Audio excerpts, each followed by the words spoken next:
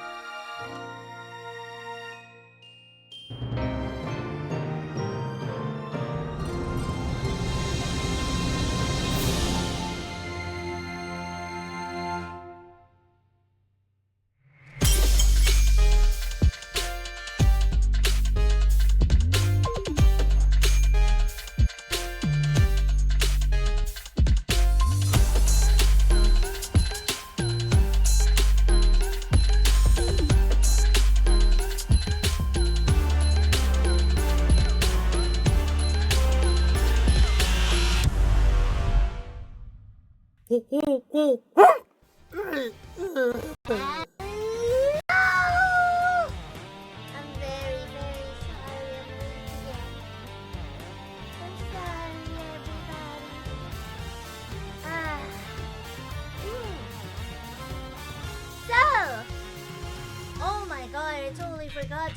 is holiday, right? Today is freaking holiday. It's Labor's Day. So celebrations to all the laborers out there. You know I'm a labor too. This one takes labor to do too, like streaming and stuff, but I don't get any holiday. I wonder why. Not because of the team, but because of myself. But yeah, we're back with Ace Attorney Investigation, and we're gonna play from the end of the last time, of course. Woo!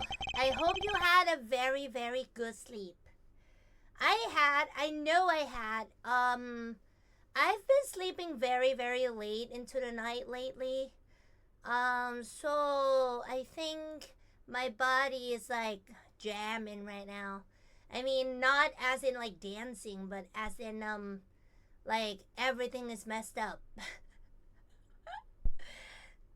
So yeah, I'm so very, very sorry. Well, I'm an hour late today. I was over 2 hours late last time. It was so bad, I know it.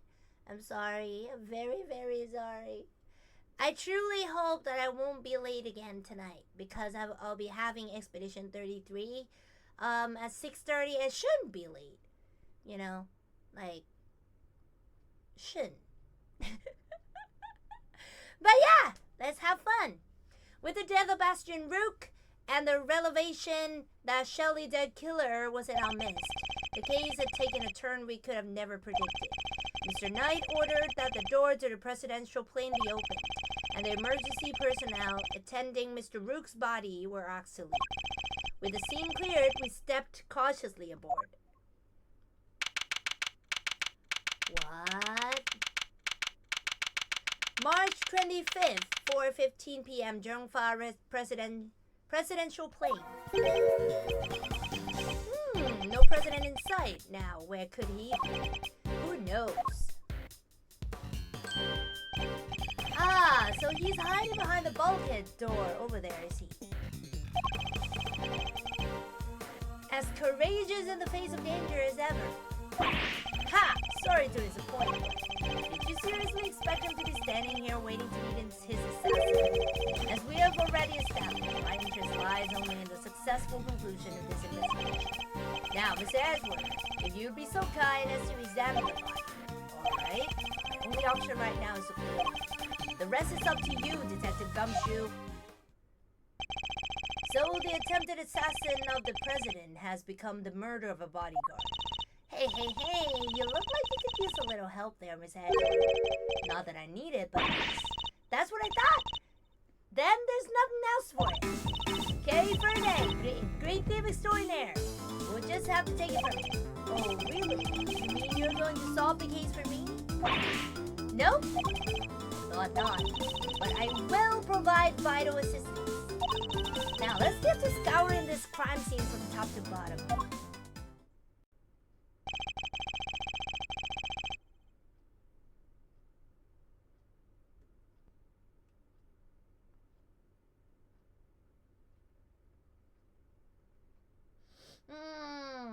I hope you guys had breakfast, though.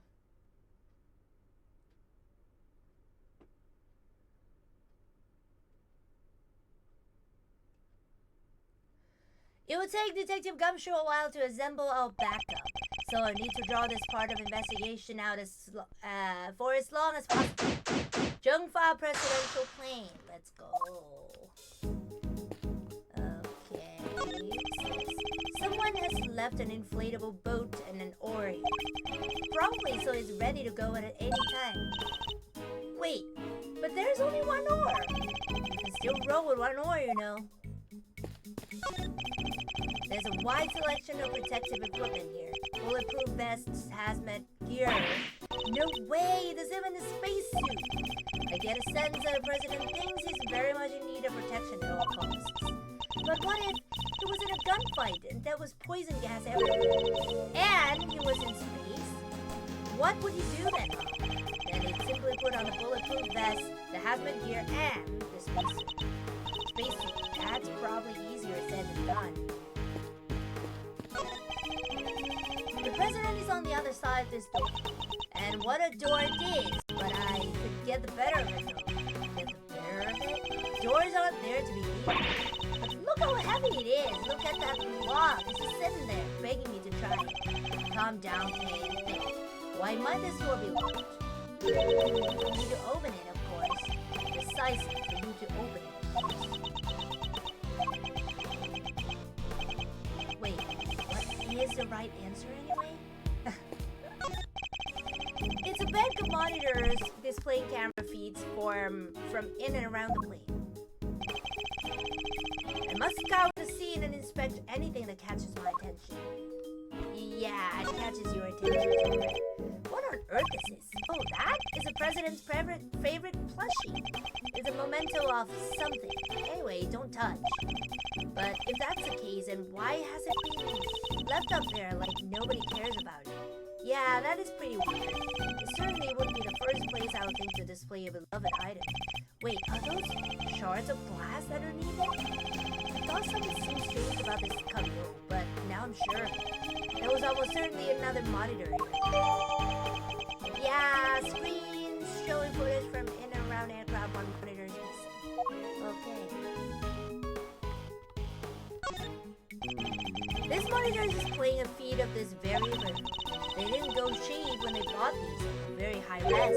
Uh-oh, I'm afraid I can't quite tell myself, but I can't even see a little crow's feet around your eyes. Oh, my bad. They're just the usual deeply etched lines, you know, on your forehead. You've quite finished. These monitors are displaying the cockpit and parts of the plane's exterior, but I don't see anything out of the ordinary. Wait, it's like blurry. Can you see it? That's the outside of the plane. Most intruders could not hope to approach without being spotted. But such measures would be mere child's play in my case. Whoa, you think you could get past cameras like these without being seen? Of course, with ease. You have to teach me how, please. Are you taking on apprentices by any chance? Okay, you do realize who you're talking to. Hey, sorry. Had to ask though, what a great skill for a great thief to know.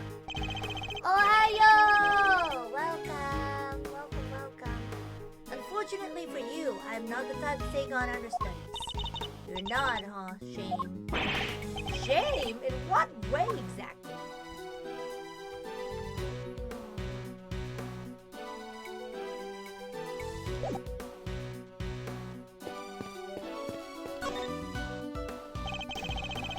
I must scout the scene and inspect anything that catches my attention. That looks heavy. So this is what a president wears, huh? Must be made of something super special. Yes, to protect him from bullets. What? So it's not just for show? Of course not. This is a bulletproof vest. Is it the president's? I don't think it is the president's. Down on the desk. So that's what one of those looks like. Why didn't you just say so? Now I feel silly. Ooh, what the heck is this? These personal safety alarms are very colorful. Looks like they get a lot of use as well. I like the president. He seems like a thoughtful guy. Buying these for his kids, maybe his wife too.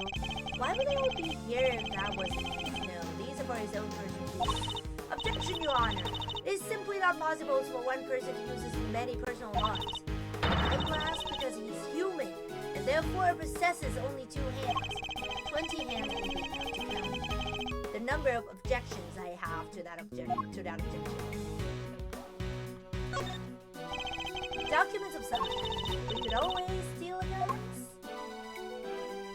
Oh, another security plan. Oh yeah, like the one from the trash can.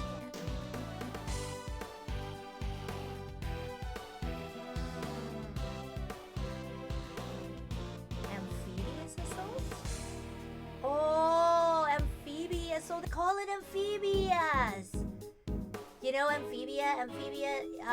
Amphibia is those animals that can live both on the shore and in the water. We call them amphibia. And for the adjectives for that word is amphibious. So amphibious assault means it can come from both in the water and from on land. That is very, very cool. I didn't know that. I didn't know they use this word for this. Like one from the trash can, precisely. But wait, some feel soft. Yeah, the rook. It's the same rough diagram of the stage area. Yeah, like the other security plan. The one from earlier. Something different, I'm sure. What could it mean? Time to put my powers of deduction to work. Deduce. Wait, what? Oh. Eureka! The two plans are different. Was the security detail reorganized at some point? Huh? Oh, you're right! Yeah, we made some last-minute changes yesterday. President's orders. Why the urgency? Because of what happened the day before. The killer here tried to take me down. He infiltrated the security detail posed as one of us. Brooke figured it out first, but not before the guy got within striking distance of the president. Oh, if our leader hadn't stepped into his stand, we'd all have been out of job. He looks so cool though. But he made it, and our friend here wound up with a seriously twisted heart. Rook put a bullet in it for good measure too. And where were you? And where were you while this was happening? You were the first one I overpowered, were you not? Oh, that's embarrassing. Shut up, kid. Now I get it. Your neck has barely begun to heal, and you have already forgotten who I am. I am disappointed. It's you. Busted up my neck so bad, I can't even look to my right. I was somewhat astonished to have sustained an injury at all. Testament to Mr. Rook's skill, who was truly a master of his craft. Wait, he can't look to his right? Oh, that's why I couldn't help him.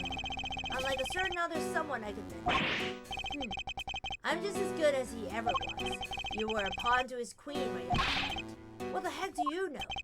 So that's why you remembered Mr. Lucene. You admired his skills as a bodyguard? Indeed. While I was serving on the team, I learned the name of all the operatives. But his in particular stayed with me.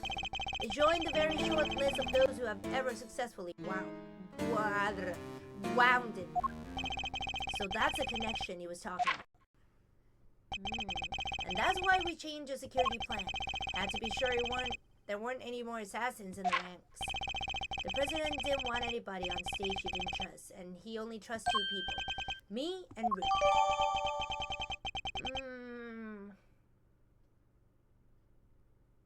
Okay. I'm gonna explain your change of precision. Oh yeah, I switched over to the right-hand side. I told you I can't turn my neck to the right. Could only cover the president's left side. So I wound up moving to the right side of the stage.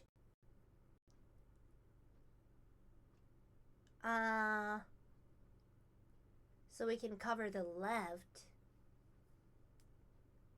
Yeah, that makes sense.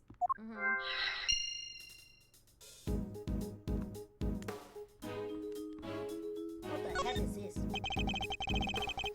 A curious figure with a curious animal with a curious expression is staring straight at me. And look! There's a big lever right at his butt! Don't even think about it. Oh, I wasn't thinking anything, I swear. I imagine that lever opens the panels beneath my feet. I see, so he's standing on a trapdoor. I strongly advise you not to do so and you'll regret it. You know, I'm okay with taking some advice, especially when it comes from a professional killer.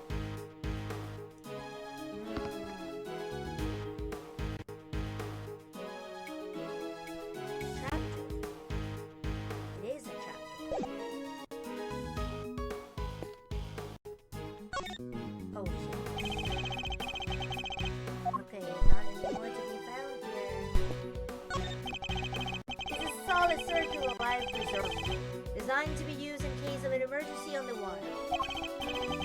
Or rather the sea, to be more precise. Ooh, the sea, I love the sea. We should go sometime. Sorry, but you'll have to make that particular trip without me. Oh, don't be like that. Come on, it'll be fun. We can have lobster rolls, ice cream, all that good stuff. Something tells me the sea isn't the main attraction for you, is it?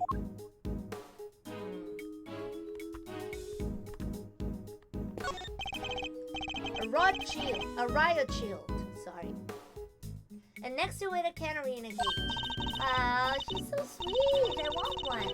Did you ever see a cuter partner in crime? Well, yeah, she could help me with lock-picking stuff like that. A great view has no greater ally than nature, Miss Edgeworth. Sadly, such birds are most commonly used for detecting poisonous gases. Wait, this one isn't actually that, is it?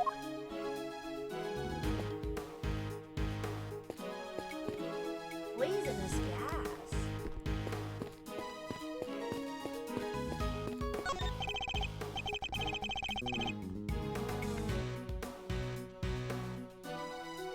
Two gas masks.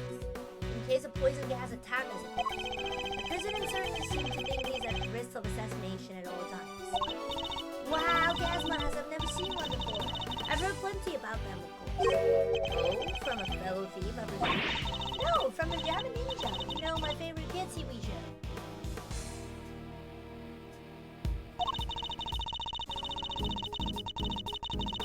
Princess Murasaki was getting married, but Toxic Ninja Whoop's Bane showed up to lay down some sick burns. And time to tune out. Might save myself a brain cell or two.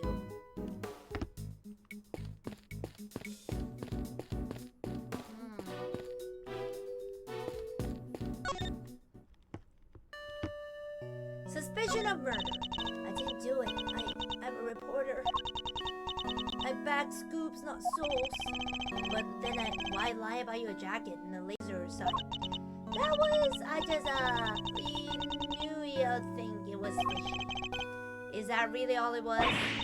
Please, you gotta believe me. I could never do something like this. I'd like to tell you everything will be alright, but just try not to worry about it. Not worry too much. If you really are innocent, I'll prove it one way or another.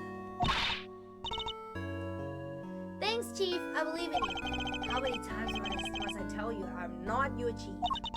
Oh, sorry, Ruffles. Clean forgot you were chief number 2. That's not what I meant.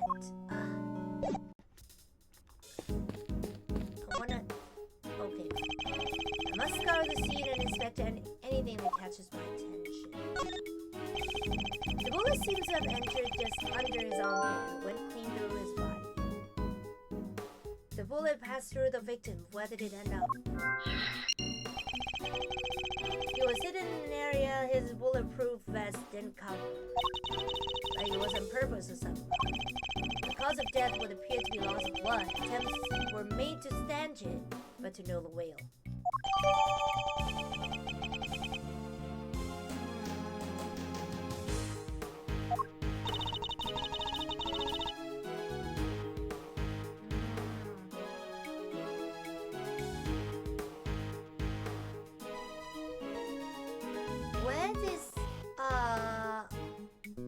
I thought he had this, how do you call it, the case, on his arm. Because he twisted his arm, right?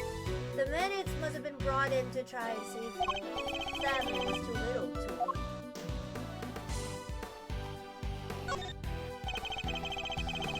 There's a trapdoor connected to the lever on that curious figure. If someone were to open it, everyone would fall through. Mr. Rook, Mr. Circular, don't even think about it. I wouldn't dream of thinking up ways to take you down. Might I suggest you keep your monologues internal?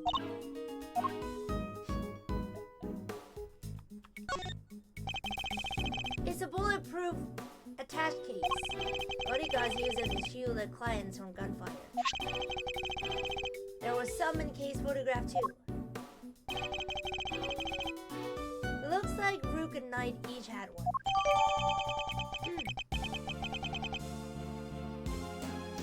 designed to provide protection from gunfire, not in route with each issue. Oh, hey! That's a photo I snatched. You can hardly steal a photo in a public event. But I'm snatching up a moment in time with every picture I take. I take a snatch as your new favorite word. Hey, baby!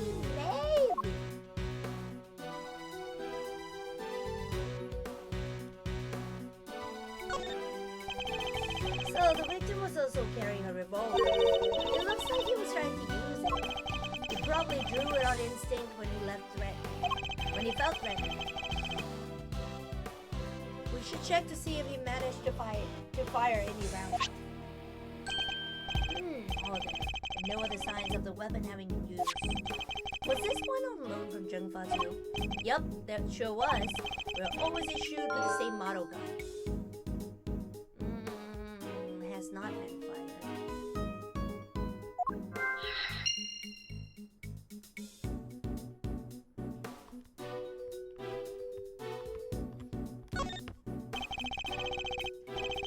It's the victim, Mr. Sebastian Rook, bodyguard to President of Jungle.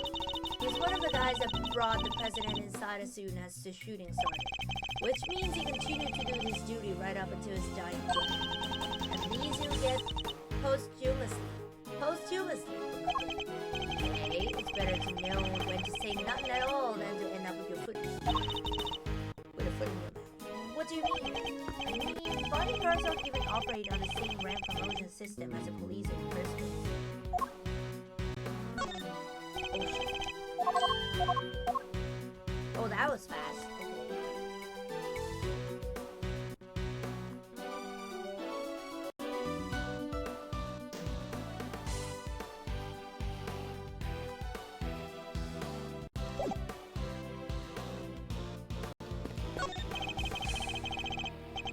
I have high hopes for your investigation.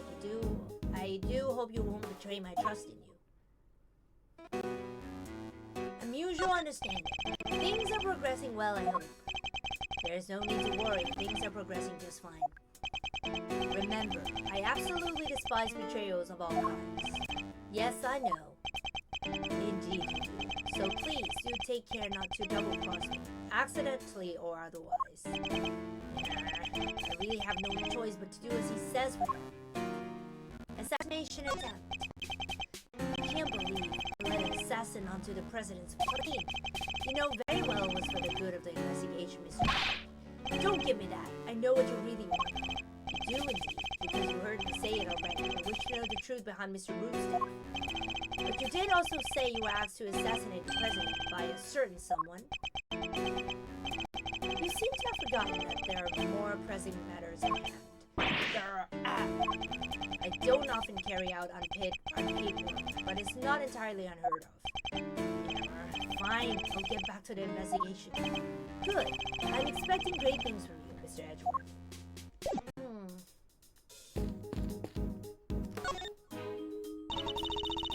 What is it, Mr. Edgeworth? Notice anything? So, there were two red-hooded assassins. Well, I don't know if we can say that with any certainty just yet. But Mr. Ted Killer is a professional assassin, and Tabby was pointing a laser sight at the president. I give up. This one's a real mind-bender. If the truth cannot be discerned, it is because something is obscuring it. Oh, I gotcha. So we can swipe that something the next treasure we bag with the truth. Yes, I suppose you could put it that way. How to investigate. What do you need to say? I've been studying up on how to investigate like a pro. Have you really? That's good to hear. Yeah, so basically you examine stuff and that helps you figure out what evidence and information to bag. Then you connect some of the info you picked up, present some evidence you pocketed, and poof, suddenly you're making off with the greatest treasure of all, the truth. Well, can't say I haven't been putting the work in, you know. I applaud the effort. The effort. Okay. About the case. I can't believe a real-life assassin is asking us to investigate a real-life crime. Indeed, just what is this game? Either way, all we can do now is open on it.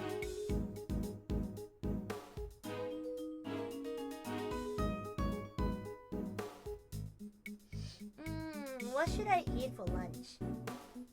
Well, it's the same problem every now and then.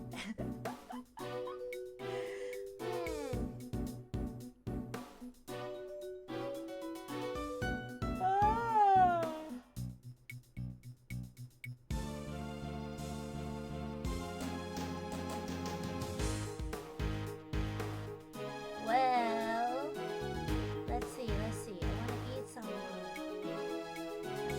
some good. I really hope some good restaurants open tonight.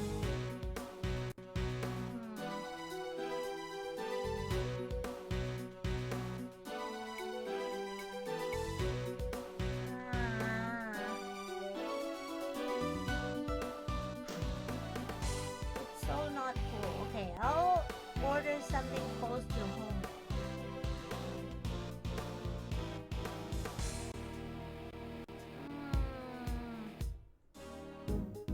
Maybe I like this one.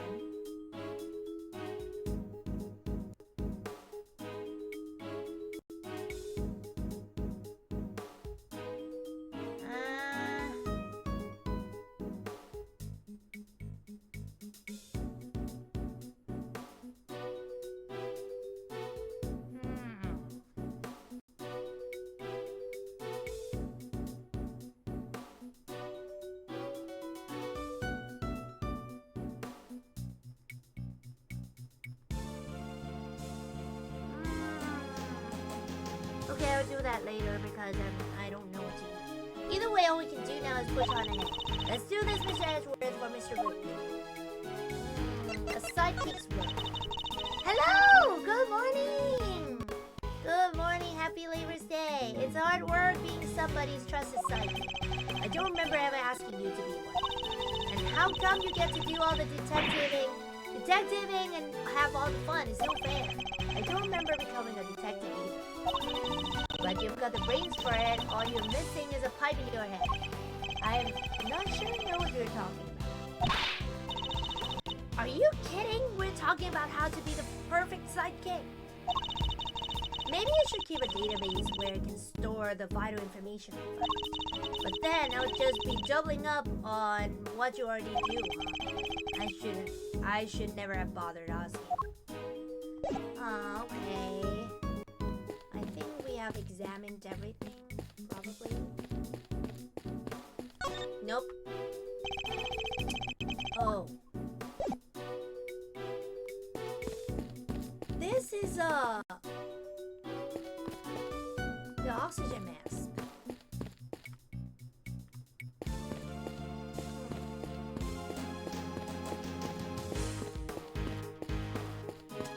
Yeah, I think we have to. Bulletproof vest, bullet through the body. Is it the president's? I don't think so. Bullet through the body.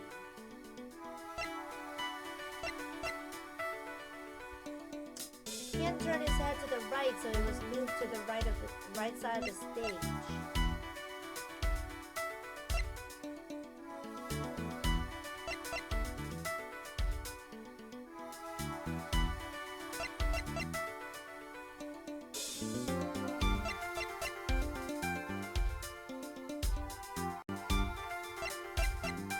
Is it the same one? It looks like it is the same. I don't know if that's a necklace, but... Yes! 2 bullets were fired in total. We know this because 2 shots were heard. One traveled through the flag and into the balloon tube. The other took Mr. Rook's life. But there's a bullet in the president's vest too, right? How is that possible? How indeed? The numbers zoned out. However, there's one possible explanation. There is. After passing through his body, the bullet that took Mr. Rook's life then found itself lodged in the vest. In other words, 2 of our bullets were in fact... No way! He's right. If the president hadn't been wearing that vest, things could have been a lot worse. And he wasn't injured at all by the impact. Even when obstructed by a vest, a bullet can inflict serious damage. Sure, I've known guys who got broken bones out of it, but the president's okay. He's made of strong stuff. Sounds like he didn't even need a vest.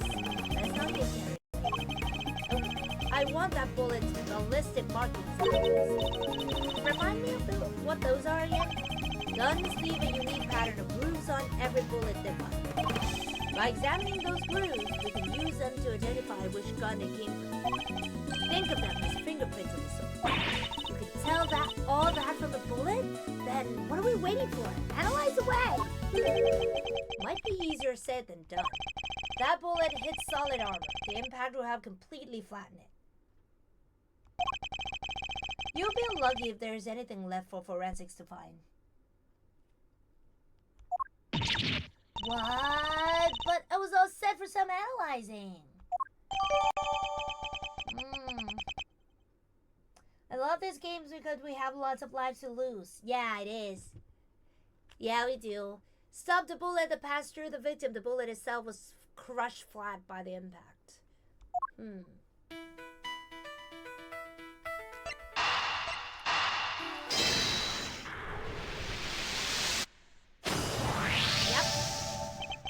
The two guns are exactly the same.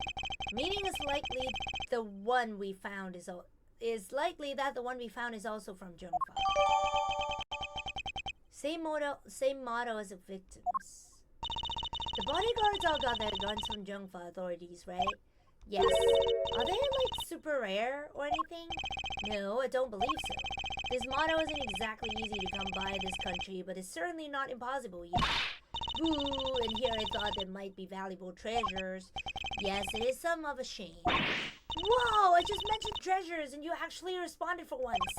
I only mean to point out that if guns were rarer, it would be much easier to trace them, which would have made them treasures of the evidence variety, I suppose. See? Everything's a treasure hunt the way or another, including his investigation. You could say that. Alright then, it's treasure hunting time. On with the investigation. She certainly seems a lot more enthusiastic all of a sudden. That's quite enough investigating for you. Yeah. What has taken so long, Detective Gumshoe? Well, Mr. Edgeworth, have you solved the case? No, not yet. Is that so? Then perhaps interviewing another key witness might help you to do so. Another witness? Who? You don't mean... The most important witness of all, the man on the other side of that door. Do you really intend to have me question the president?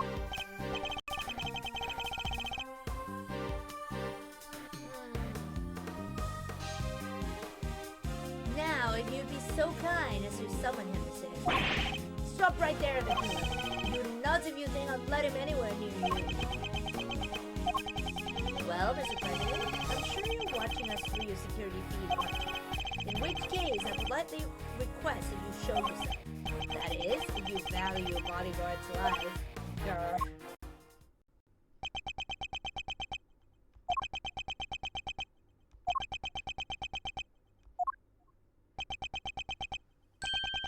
Well then, if nothing else, we now know what kind of man you really are. Mr. President!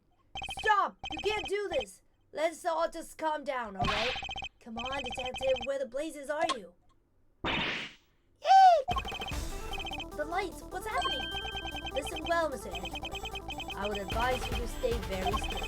It seems I will not be granted my audience with the President after all. Even with Mr. Knight's life as my guardian. No, stop! Yeah! Hey! Okay!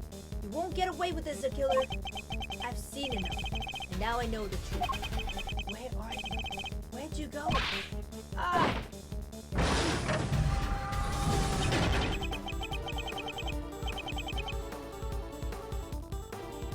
I have the rest of your capable hand, Mr. He's so cool. Edgeworth. Detective Gumshoe? Sir! Miss Edgeworth, sir!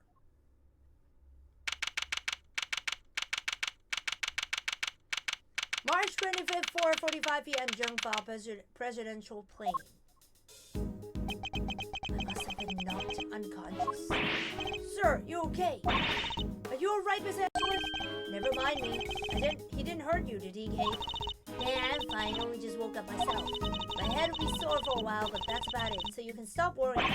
Detective, did you manage to stop the killer? Well, see, Miss Lloyd came running out of the plane and all. She told us he'd flown the coop. We were too late. I'm sorry, sir. Bodyguard over there told us something too. Seems there's an inflatable boat missing from by the window. The killer must have stolen it and rowed himself across the lake. What about the cordon around the park? I'd called everybody back in to stake out the plane, including the guys stationed across the water. No, so these completely slipped through our fingers? Not the best look for the department, but yeah. Hey, Edgeworth. Mr. Knight, you're alive. Yeah, I know thanks to that murderer. Oh, that reminds me. I found this lying on the ground next to you, Miss Edgeworth. Call it marked with a seashell. Guess he wanted to leave a message. Left behind by an assassin Kelly the killer when he made his escape adorned with his distinctive seashell emblem. Okay. The killer usually leaves these next to the bodies of his victims. But you're not dead, sir. But I could have been. Maybe that's a message. I can't stop thinking about his parting words. I've seen enough, and now I know the truth. I leave the rest in your capable hands, Mr. Edgeworth.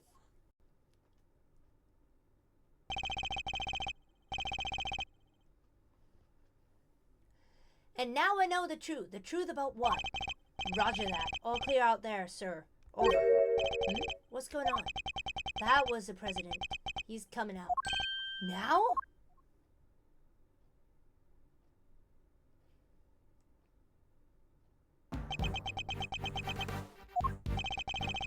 So, he's the president of Jungfa, Mr. Di Junwon. And you are? It's an honor to meet you, Mr. President. My name is Miles Edgeworth. The honor is all mine, Mr. President. I am Di Junwon. Your efforts on behalf of Jungfa have not gone unnoticed. You averted something of a crisis. You must be referring to the Yatagara case. Thank you, sir. But all I did was solve a few local cases. You are too humble. I've been observing your investigation. You're an impressive operator, Mr. Edgeworth, even if the killer did get away. That's very kind of you to say. So you must watching through his security feed. Sadly, I must inform you that this is as far as your investigation goes.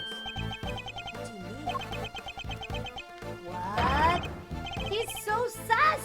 Hear me, foolish prosecutor, for I shall say this only once. Knight has surprised me with the state of affairs. And from this point forward, the case will be handled by Jungfa's police force, the finest in the world. And with the killer out of the picture, they're still looking to get me thrown off the case. What you think you're doing, pal? Nobody tells him Mr. Edgeworth like that. If it hadn't been for him, the killer would have... Detective! Forgive me, Mr. President, but I must confess to being somewhat confused. I fail to see how or why this case falls within Jungfa's jurisdiction. You fail to see? Enough. Puny prosecutor. You seeing explanations from the head of state? I say no. 1,000 times no. I will not explain myself to you. Now hand over the evidence you have gathered and remove yourselves from this plane. I'd do as he says if I were you, Edgeworth. Gah. This can't really be the end of the line, can it? It's the same model of the gun, though. Case evidence handed to Mr. Knight.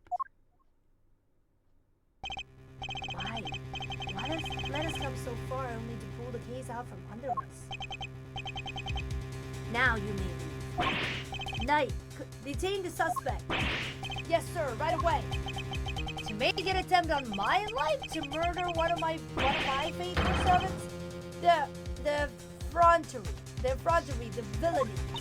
I didn't murder nobody, cause I... Shut your mouth, Mr. Ernest. Answer me this, in the world already lousy with lies, with deception, with sin and iniquity. Can we stand by and suffer yet another crime to go unpunished? I say no, 1,000 times no. There can be no forgiveness. There can be no surrender. Why, you ask me? Then I'll tell you. Discernment. And if I leave now, we'll never know the truth. Miss Edward, sir. Miss Edward, there's gotta be something we can do.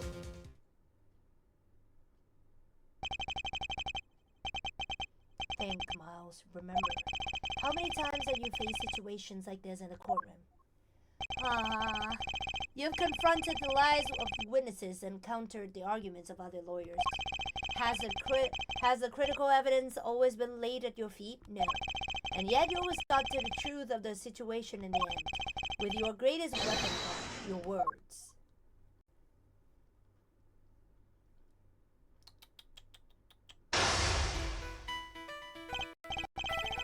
Now, let us analyze the state of play. Be gone, cue the prosecutor, or do you dare defy the direct order of the president? He's not going to listen. He clearly means to drown out any objection by means of pure rhetorical force. When an opponent is on the offense, the best thing I can do is bide my time and wait for an opening. As he said himself, he's a head of state, a seasoned politician. He won't open himself up to attack me. Somehow his white face looks like you, Hoku. Really? Do I? Do I look like her? I mean, wow. Oh, yeah. Yeah, actually you're right. You're probably right, yeah. I can't let him bully me into submission. I have to stay calm. If I can read his movements and expressions correctly, then I may be able to find my moment. My first aim should be to find out why he is insisting on Jungfa taking over his house. The board is set. Time to make my opening gambit. Mind check. Woohoo!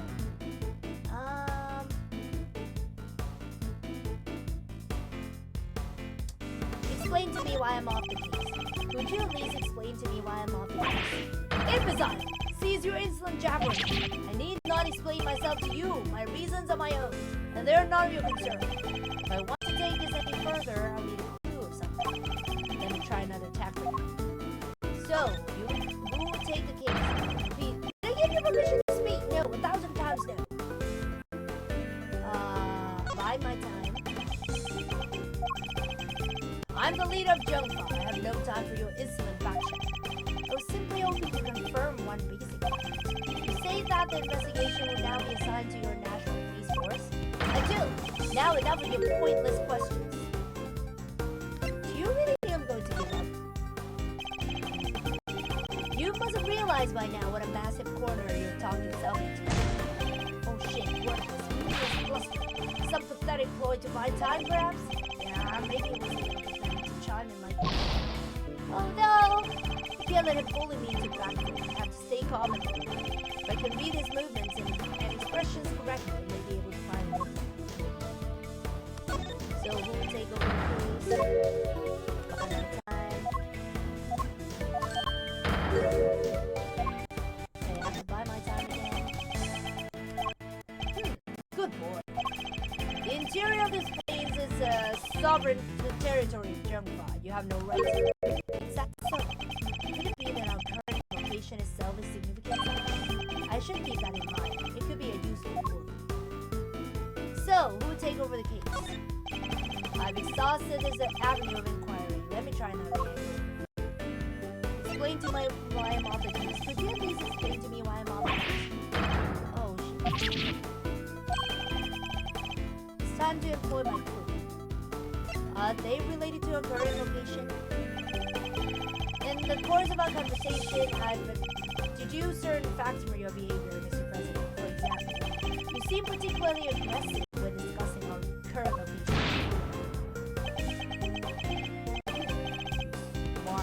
Smart. As you said yourself, the presidential plane is a sovereign territory of Germany. And from that, we can infer that you believe the rules of extraterritoriality.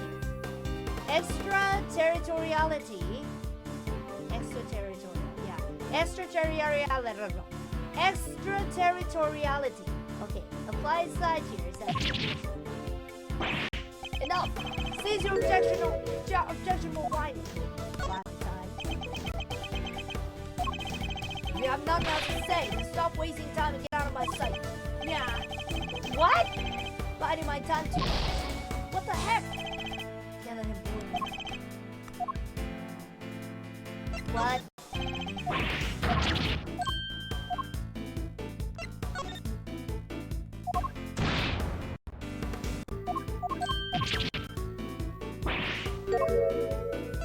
Are things getting too hot for you?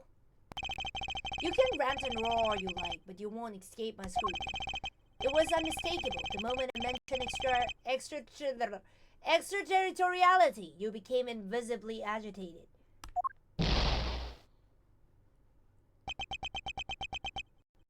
Oh, when he's agitated, it's okay, but when he's angry, no. Okay. You think you are clever, don't you? Let me answer your little question. It's true! Extraterritoriality applies. Your laws mean nothing. And why does that matter, you ask? It matters because it means you're powerless. You have neither influence nor authority here. Interesting. So the Why is everyone saying this? So the extraterritoriality issue does have something to do with all this. Okay. Let's dig a little deeper into the claim that the plane is sovereign territory, shall we? Okay, good. This next move will surely decide the victor. He may be the president, but nobody is untouchable. I just have to find the right angle to attack. Does that rule really apply here? You have overplayed your hand. Does that rule really apply? You believe that extraterritoriality applies here, but can you prove it? Do you even understand what you asked me? Of course, if I didn't, I wouldn't ask you. Have you no shame calling into question the good word of such as myself? I have none to be ashamed of. You must have realized by now what a massive corner you have talked yourself into. Bullshit. Worthless. What? What do you mean?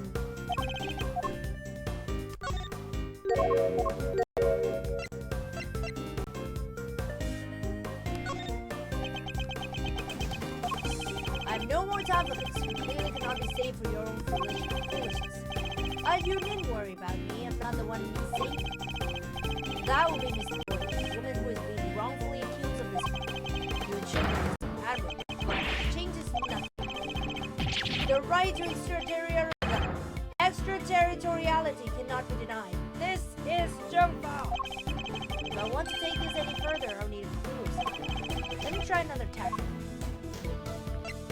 You have overplayed it. Surely you see that you have overplayed it. Nobody asked for your opinion. You need only obey me, nothing else.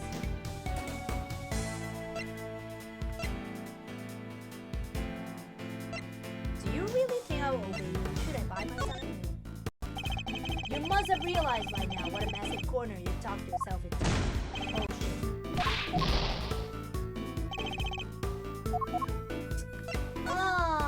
It's so hard though. You dare tell me how to govern, how to lead? You dare contradict me? On the matter of Miss Lloyd's guilt? Yes, I do. No, she's guilty. She's a culprit. There's nothing left to debate. Well, I still have plenty to say. Oh shit. Oh no.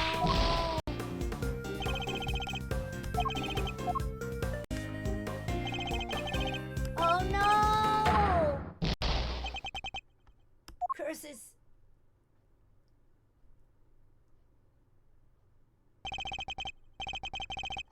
I have to keep pushing. This is hard! I don't know when to shut my mouth. Oh shit. Do I have to start from the... Oh, okay.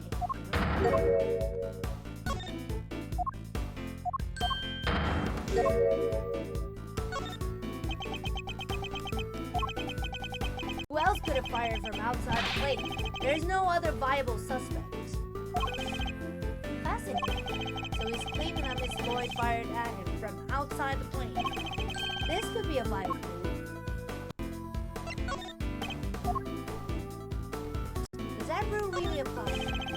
believe that extraterritoriality applies here but can be proven? Do you even understand what you're asking? Of course. You are the one who should be ashamed. Oh shit, again. Why?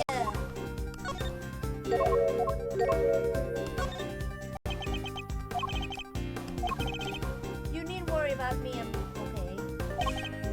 Miss Lloyd, chivalry is admirable, but the change is nothing. The right to extraterritoriality cannot be denied. This is Jumpa. Hey, time to deploy my clue. She fired at you from outside the plane? I may not be able to call the extraterritoriality of the presidential plane to doubt. However, according to you, she shot at you from outside the aircraft. In which case, extraterritoriality could not possibly apply in this case.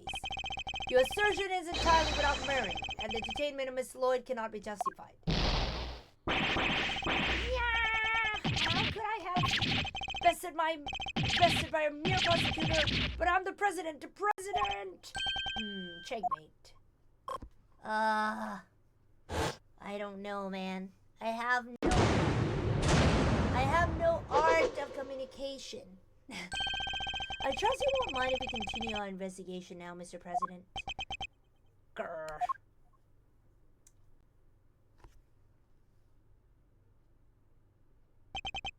I hereby officially and unreservedly confirm my approval. Consider it a gesture of magnanimity and generosity for which my good office is. Yes, for without noble acts such as these, unmistakably and irrefutably, for which reason we hereby, there can be no other outcome, for our goals are lofty, People of Jumpa, where do you hear now? This investigation will continue. All that when he could have just said, okay, you got it. Mr. Knight, if you would care to return the evidence. Take it. We did it, Miss Ackworth. We sure did. And now the investigation can continue. Whatever. Enjoy your pocket full of fun. I'll be over here enjoying how you put them into play. Then you would definitely enjoy my answer. Mr. President, one more favor if you would be so kind. What is it? Could you please give us your testimony concerning the incident itself? Now you want me to testify? Whoa, that's your next move. If you want the president to testify, you have to take him to court. All in good time, Mr. Knight. How will you get his day in court too? But if a person of interest refuses to cooperate at the investigative stage of the process, they are obliged to provide detailed justification as to their reasons for doing so. What's the matter? Is that something you'd rather we didn't know? Stand down. I'll do as a prosecutor asks. Thank you for your cooperation. Now listen, and listen well. President Wang said, where was I when the incident occurred? The station. Suddenly, Rook and I jumped in front of me. Then, bam! A shot rang out, and a plain, unblemished balloon of red exploded nearby. Not hesitating for an instant, my bodyguards tried to escort me back to the safety of the plane. Then, the second shot. The bullet went right through Rook and lodged itself in the bulletproof vest I was wearing. I guess if you look at it in one way, the president is also a victim here. Yes, the victim of an attempted assassination. Rook was simply in the wrong place at the wrong time. But that makes it even weirder. Why would the target at a crime try to obstruct the investigation? My guess is that there's something behind all this that he doesn't want me to have. A cover-up, huh? I knew there was more to this case than meets the eye. And the president isn't the only one who knows the truth. Isn't that right, Mr. Knight? Time to get to the bottom of this and once and for all. Okay, let me order some food first.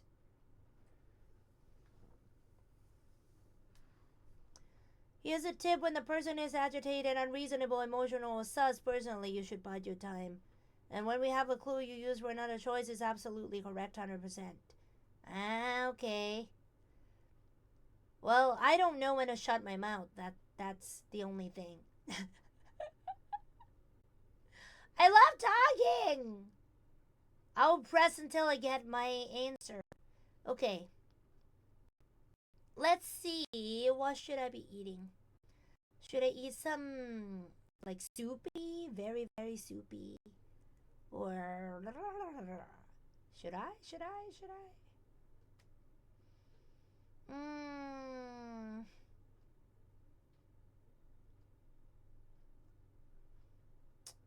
Let's see. What are you eating, you guys? Don't forget to have like good lunch, you know. It's a very good meal of the day. I love it. I'm very happy every time I eat because I'm happy.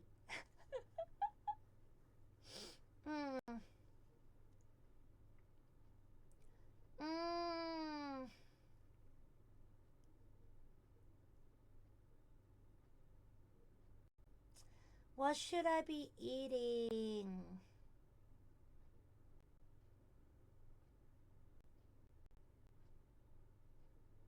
Noodles? Or some rice, you know. I don't know what to. I had some pasta yesterday.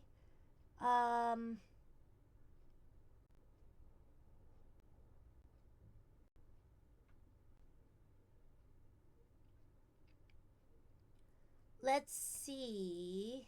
There's so many coupons to collect. That is really cool. Okay.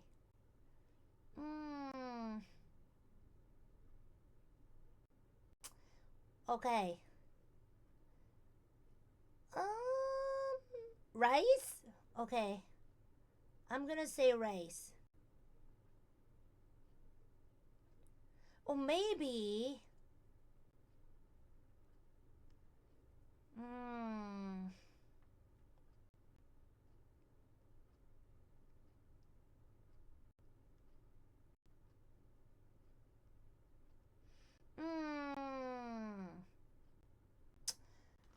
maybe some noodles.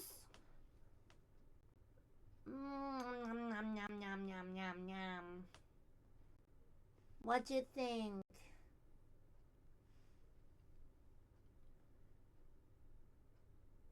I don't know, man.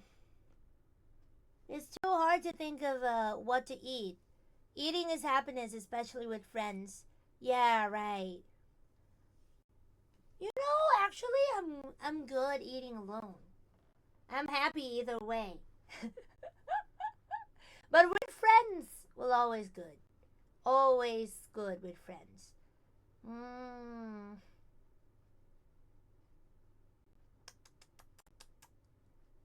Should I?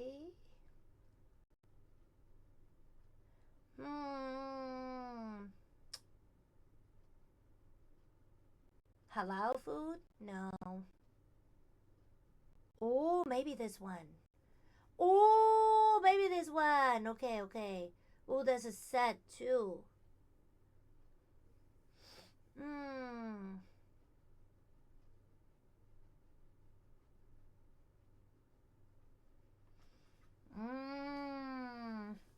It's so expensive though. Like 95 baht per dish. What the heck?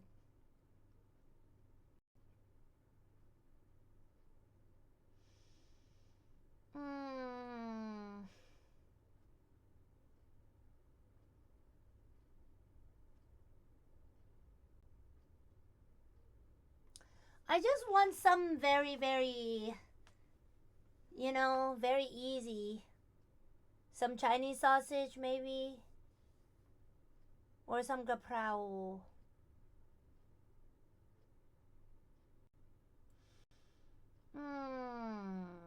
Oh, maybe it can be boiled rice. It looks good though. Okay, I'll buy this one.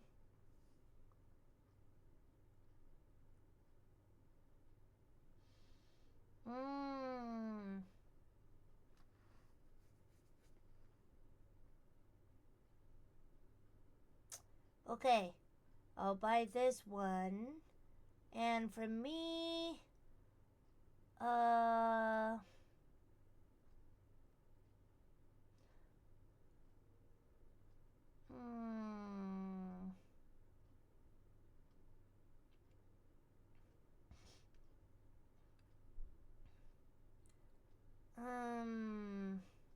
okay. What should I be eating? What should I be eating? Instant noodles?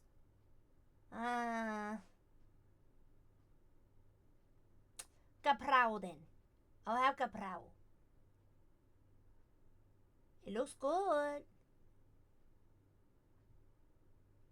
I'll have Chinese sausage kaprao. Yeah, that's what I want, I think. That's what I want. Okay.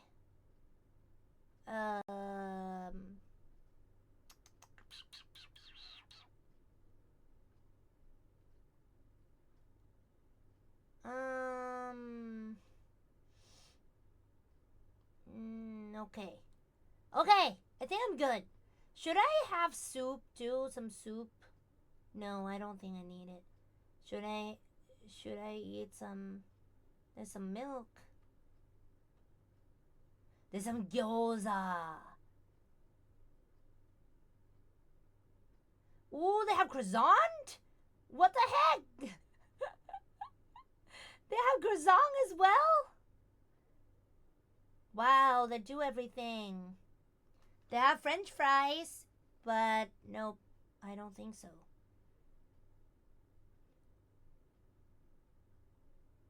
Okay. Let's see. Okay, I ordered it. Okay. Okay, let me tell my the dorm owner to get the food for me if I'm not there.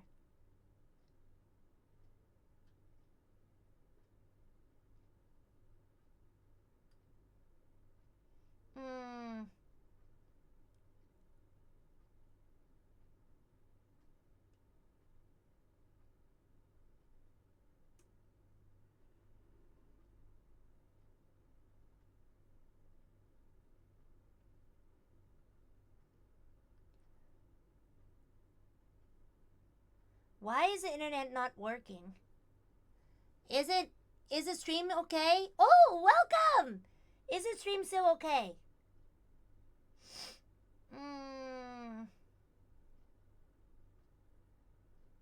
Just now my internet didn't work.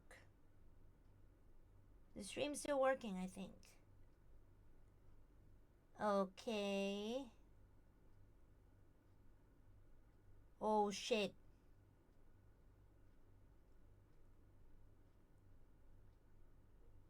Oh shit.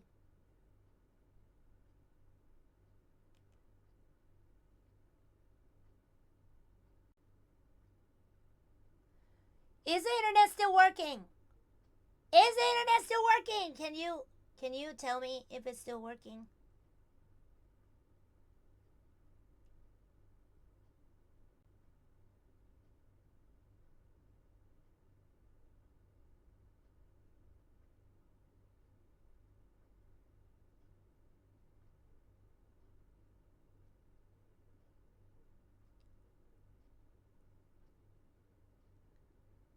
It's still working?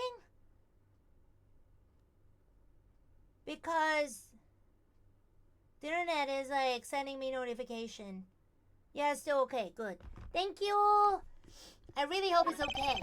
Okay. I ordered food. Where was I when the incident occurred? The stage of... Hold it! And how would you describe the incident exactly? Oh, you naive little man. Do you really think your silly, simple question will shake me? I was involved in a craven attempt to silence me with cold speech, and while I was speaking to my adoring public, no less. Suddenly, Rook and I jumped in front of me. Hold it! When they stepped in to protect you, were you aware of the fact that you were being targeted? Was I aware of the... No! I was aware of my audience, nothing else. When I step up to the podium, I enter another world entirely, a place of rapture, a place beyond words. Yeah, I think that's called stage fright. I bet you were like a deer in headlights. No, 1,000 times no. I remember every second. Each moment is indelibly etched in my memory. When Rook and Knight stepped in, I was shocked, overwhelmed, taken aback. Then bang! A shot rang out and a plain, unblemished balloon of red exploded nearby. Hold it! About that red balloon. Are you trying to test me, Mr. Prosecutor? No, Mr. President. I simply wish to confirm what you remember. Very well. There were two very large, very round balloons. One on either side of the stage. The deep crimson hues stood stark against the sky, just as the security plan said they would. The same security plan we found in the trash can. Rook and Knight left my aid just before the balloon exploded.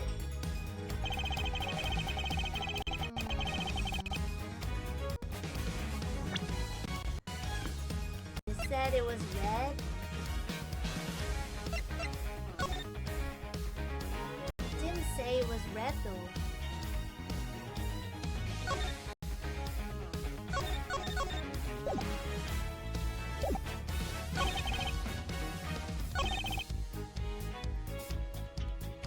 Not hesitating for an instant, my bodyguards tried to escort me back to the safety of the plane. Hold it!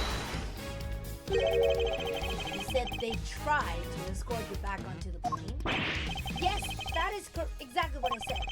They threw open their attached cases, that must be the motor they captured on that, and immediately moved to help me back onto the aircraft.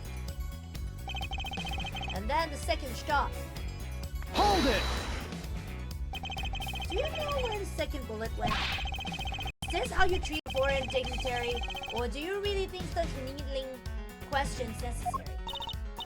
Whoa, what's he so upset about? Must you insist on going over the same details again and again? Even my patience has its limits. You know full well where it went. The bullet went right through the roof and lodged itself in the bulletproof vest that was with it. Hold it! If I may ask, what was a victim like in that moment? He was a man amongst men, a real hero. The mere impact of the bullet took my breath away, and yet he had the strength to grab it and rush me back inside the presidential plane. So you and the victim entered the plane together, is that correct? Yes, he offered his noble protection, and I gladly accepted it. All was as it should be. That sounds nice and all, but doesn't that just mean he's always the first to make his escape? He's a president detective. It's basically in his job description to do so. Nothing he's saying seems too obvious. Guys, the victims here wouldn't make much sense for him to lie to us here. Yes, we gotta assume he's telling the... No, one of the things he said is clearly wrong. Think back to the scene of the crime. Huh? Did we miss something? Alright, let me see the evidence again. Might as well take it on the left side. Hold it! Red balloon, are you trying...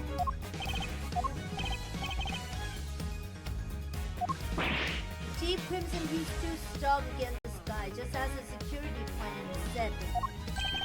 The same security plan we found in the trash can.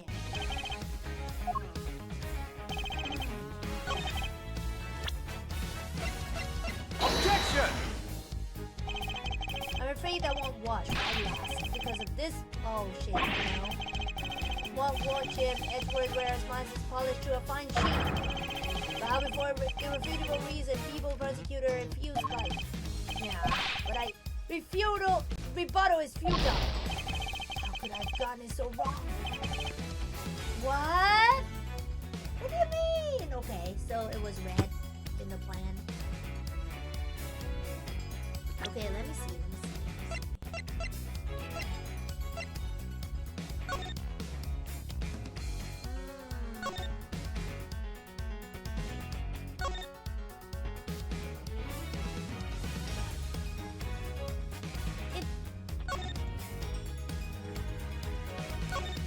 It's bang bang though.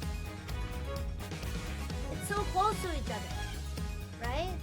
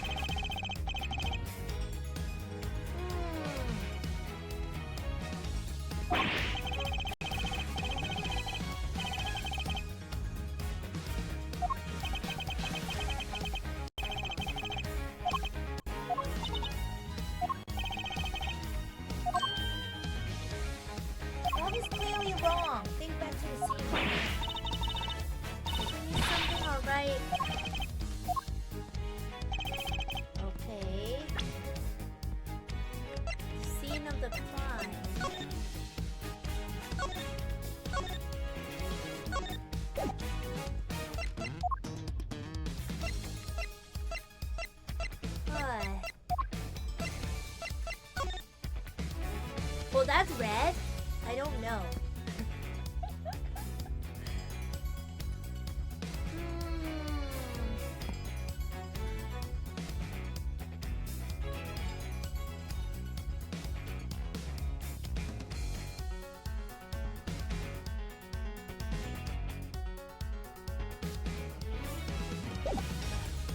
Let's see.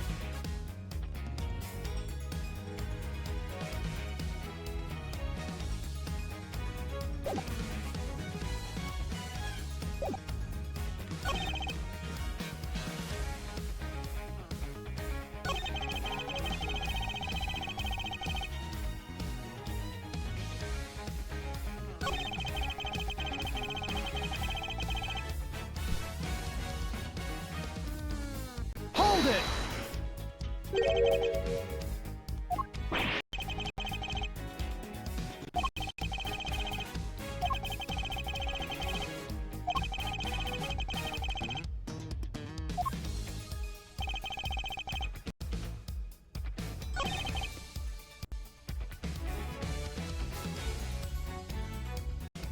Okay, let's see. Oh, I can't? No, it cannot happen. Went through Rook.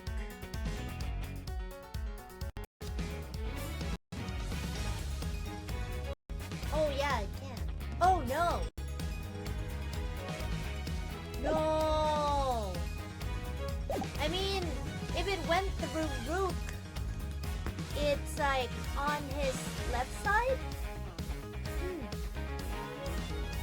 It's on his left side. And the bullet is on the bulletproof vest. Is on the also on the left side. But in front though, I don't think that's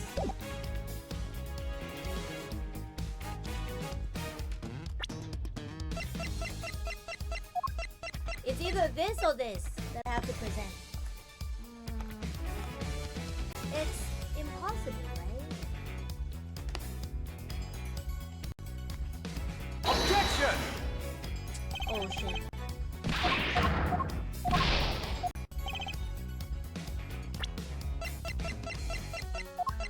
Objection! No? What? Why?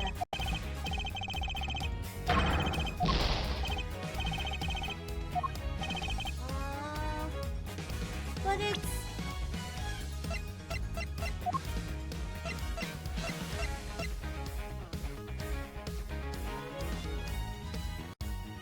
Objection! what?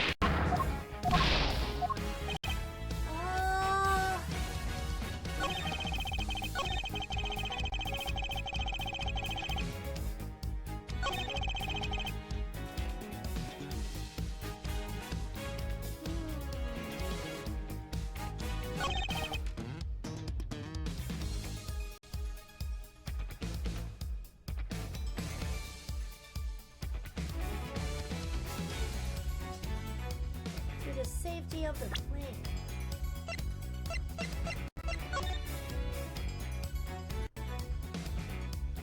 Pin Pin, welcome!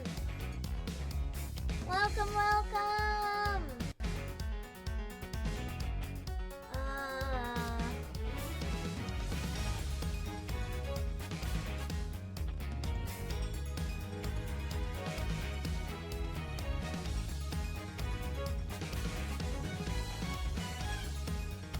Oh, it's knife. He has to.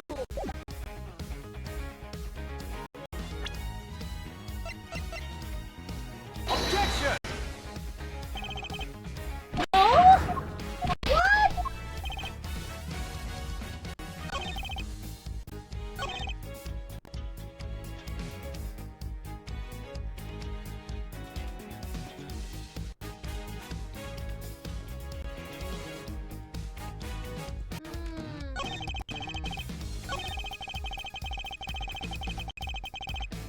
Hold it!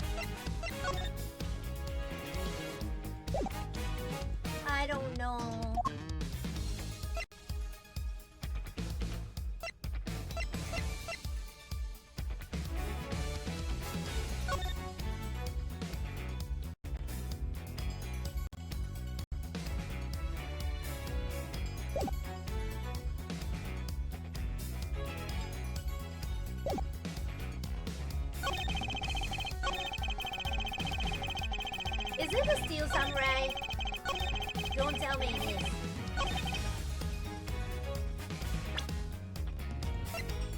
Objection! Really? Oh my god!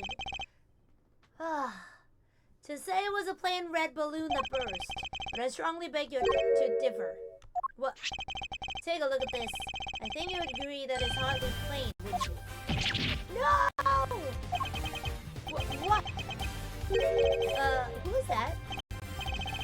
Mr. President, meet the steel samurai. I would have hoped you might recognize him, especially if you were hoping to congratulate yourself with the people of this country. Yeah, you need to watch the Dragon Ninja too. He's amazing. So you see, the balloon that was struck by the bullet was anything but. It was in fact of the steel samurai. But the briefing mentioned 2 plain red balloons. And there they are, right on the security plan. They do look pretty plain, don't they? Just simple round balloons. Right. What is the meaning of this? Yes, Mr. President. It seems the steel samurai balloon was borrowed at the last minute. Borrowed? That's what we were told. Yes, they only reported the incident to us bodyguards. Seems there was a little trouble here on site last night. One of the original balloons burst somehow. So they swapped it in as an emergency replacement? Yeah, one of the stall holders happened to have it. From what I hear, he was more than willing to let it out. A very happy-go-lucky kind of guy, they said. Yeah, I know who that is. A happy-go-lucky stall holder with a steel samurai balloon to spare. Huh. It's Larry, right? The filters the bottom part up with air to make it look like the other ornamental balloon.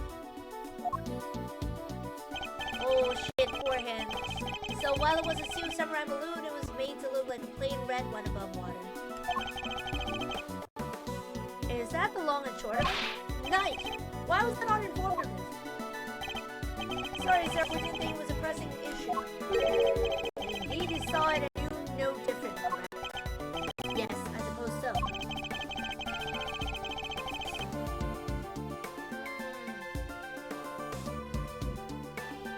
Could he really have mistaken the steel samurai's pants for a plain red balloon? Still, Mr. President, I struggle to see how you would have noticed some difference. Of course! What's that outburst for? Now I remember. I could barely see the balloon. You couldn't see it? That's right. The wind was blowing too hard. The flags to the sides of the stage were flapping incessantly and blocking my view. Is that so? Yes, those 2 flags. They were being blown back towards me.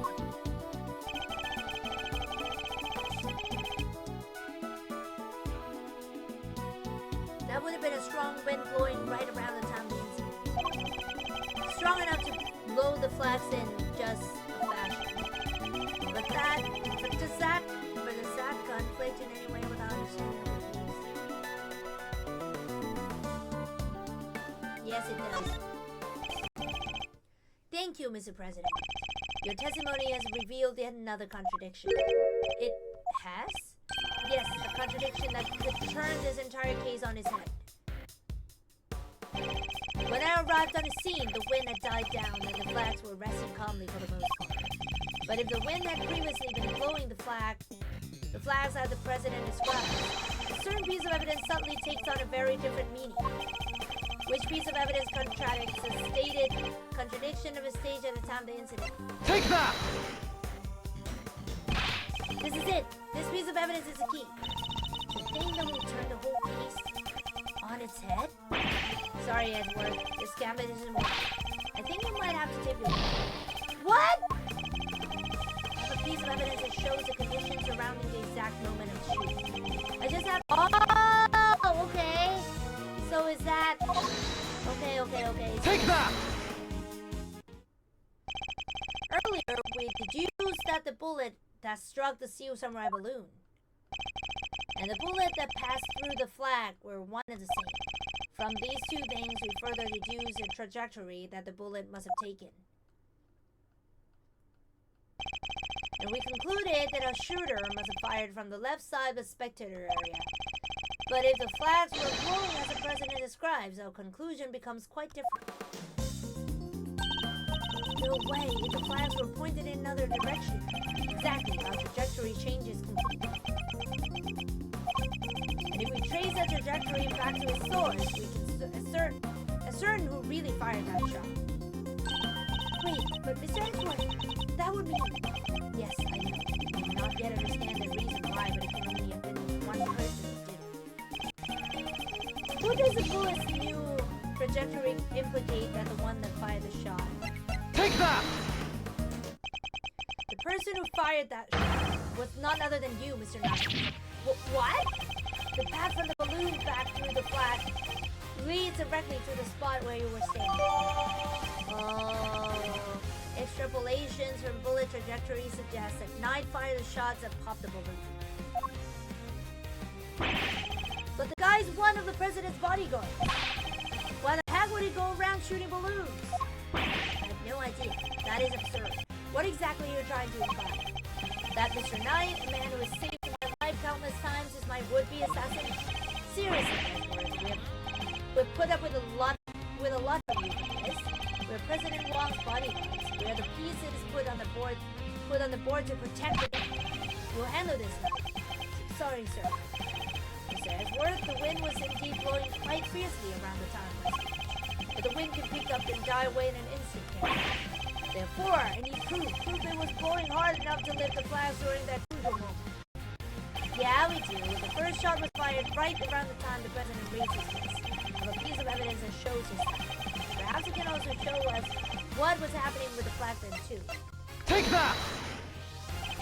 The proof is in this picture right here. This should be. Which picture? Where? We can see which way the flag was really blowing right here. Take that! Well, do you deny that it clearly shows the flag? Nah. There we have it, proof that it was blowing towards you at the moment of the shooting. So that means our power over there did shoot the balloon. Making him the assassin? Mr. Knight?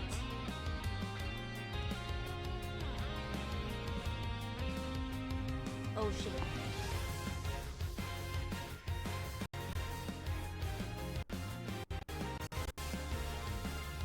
I don't think he is.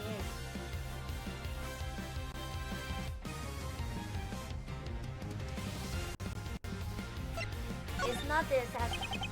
Mr. Knight is not the assassin. He may have shot the balloon, but the president was on the other side of him entirely. Therefore, it can't have been aiming at his face. Yeah, besides, why would I even shoot the balloon? What would be the point? And watch how you answer, or I might aim for something else next. Then what's the point? I'm sure of it. But if he can figure out what it was, perhaps he can finally put his whole conundrum to rest. Knight definitely shot the balloon.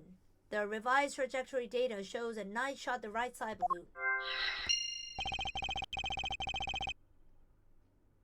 That fact alone changes everything about the case.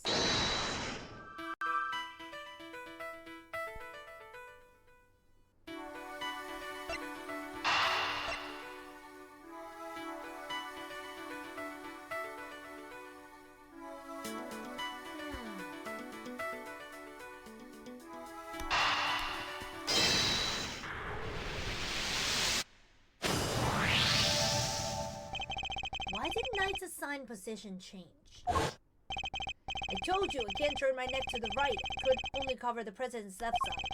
So I wound up moving to the right side of the stage. But is that the only reason? Let us suppose that the plan hadn't changed, that Knight had remained posted on the left. Given that he was unable to turn his head to the right, would he even have been able to shoot the balloon closest to him?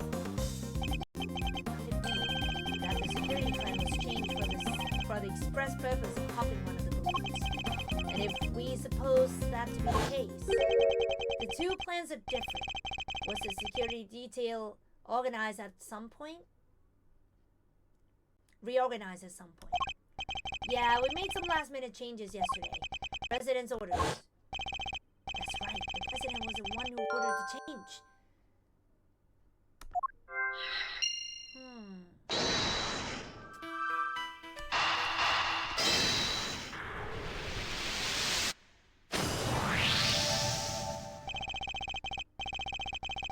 If I'm reading things right, the president knew in advance about the balloon shooting, which means he must have had foreknowledge he would be in someone's crosshair today as well. If that's true, then everything else that's been bothering me falls neatly into place. How did a shooter get a gun past such heavy security? And why would they then carry out the shooting wearing such a conspicuous item of clothing? Why use a laser sight that would give away their location in an instant? And how did the president suffer no injuries at all despite a direct hit to his face? These are the questions that Knight and the president don't want us to consider. There is only one possible reason for Mr. Knight to have fired his gun. To create the illusion of an assassination attempt. What? Huh? Idiot. Do you understand what you're saying? Oh, I understand all too well. I understand everything. Most of all, I understand why you were so keen to take this investigation off my hands, Mr. President. You wanted your real plans to remain hidden. How dare you speak to me that way? Is this some sort of sick joke? Oh, it's no joke, I assure you. It is simply the truth, as revealed by careful application of logic and reasoning. The first shot was fired by Mr. Knight with the specific intention of hitting that balloon. The sound of gunfire and the bursting of the balloon was guaranteed to cause a panic. And then, he fired again. He did? Yes, he fired 2 bullets, both of which were aimed at the balloon. As for why he did so, it's because the second shot was designed to create the impression that the president had been hit. So then, what's the deal with the one in the vest? I'm willing to bet the bullet was planted there long before the shooting ever occurred. So Mr. Rock President didn't take a bullet after all. But that's not true. No shot, I tell you. We'll be able to verify that for ourselves once we take a closer look at it. At the very least, we can expect to find traces of Mr. Rube's blood on it, correct? Yeah. But you said it yourself. You found the shooter in a photograph. The person with red hair. Objection! I thought it made myself clear. The trajectory points to only one possible shooter, Mr. Knight. Then where does Tabby fit into all this? She was simply one part of the plan. In order to place a suspicion elsewhere, they set about creating a fake assassin. The highly suspicious person with a red hood. I have yet to ascertain exactly how complicit Miss Lloyd was in the whole scheme, but I can say with some confidence that none of the shots were fired by her. I suspect her only job was to point a laser sight at the president. That's right, then I was tasked with turning your jacket inside out the moment the crowd flew into a panic, thus making the mysterious red-hooded shooter disappear in the blink of an eye. Then, when the gun and the security plan were later found in the trash can, it would have all appeared to have been the work of assassins so skilled they could vanish into thin air. But then the case would have gone cold. Exactly what our friends here are hoping.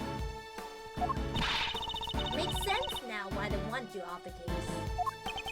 Indeed, because the entire affair was a cheap ruse perpetrated by the president himself.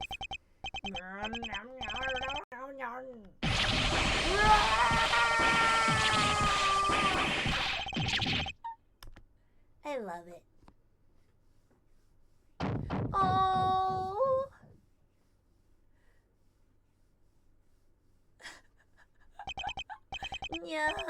No, the presidential mask has well and truly slipped. Admit it. The entire assassination was a lie, wasn't it? If that stupid chief prosecutor hadn't insisted on assigning you, how could I let this happen? Objection! That's enough, Edward. Mr. Knight! Sorry, but I'm speaking with the president right now. Yeah, well, I'm doing my job as a knight and protecting my kid.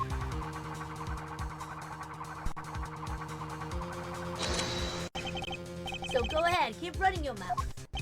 Perhaps it would be better if we stuck to threatening each other with words. He wouldn't, would he? Nah, I don't need this thing to shut you up. Alright, my question. You claim I fired my gun from on stage. How do you figure I did that in front of a crowd of thousands? An excellent point. And for my counter move, I suppose. You had a certain sum that allowed you to conceal your actions. A certain something? Huh? Mighty specific. Was it not used to hide his action from the crowd? I knew it! I knew Take it! that! My attached case? Yes, take a look at case photograph. Your right hand is completely obscured by the case. At the very moment this picture was taken, you were firing it. And in such a way that you wouldn't be detected. Objection! You don't like to let the facts get in the way of a good theory, do you? Shame you don't seem to have noticed. Notice what? That theories are all you have. Conjectures, nothing more. The flag was billowing in the wind at precisely the right moment. I hit my gun in my attack case.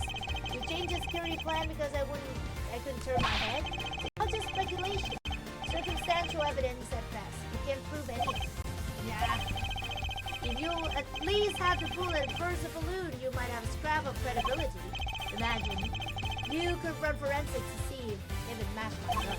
But no, that bullet is at the bottom of the lake. You're gonna go dredge it up? I hate to say it, but usually. I don't have anything concrete. I thought not. Maybe now you can shut your mouth.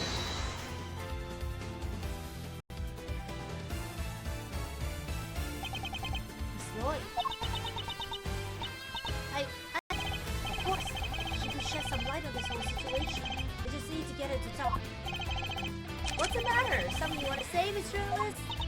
Yeah, never mind. That's what I thought. Miss Lloyd. I need you to be brave. If you don't speak up, the truth will be lost forever. You're a journalist after all. Are you not? I can't stay quiet any longer. Hey, you understand what you're doing, right? I think carefully before opening that mouth of yours. I was so focused on bagging me a scoop, I forgot the most important thing of all. Real journalists don't lie. Ain't no dang scoop if it ain't the truth. I'm sorry, Mr. Ashworth. I shouldn't show this before. What is it? It's a laser pointer I use on the president. But that's all I've done. I never shot anybody. Stupid. I thought I told you. You squeal and you go down as an accomplice. It was him. He told me to do it.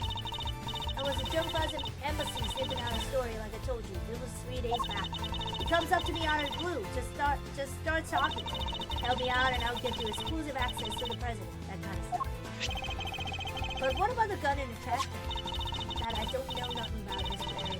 All he told me was to wear a jacket with a red hood and to claim that they're pointed at the president. I never thought for a minute it would blow up in my face so bad. I'm sorry, truly I am. Ohio! Welcome!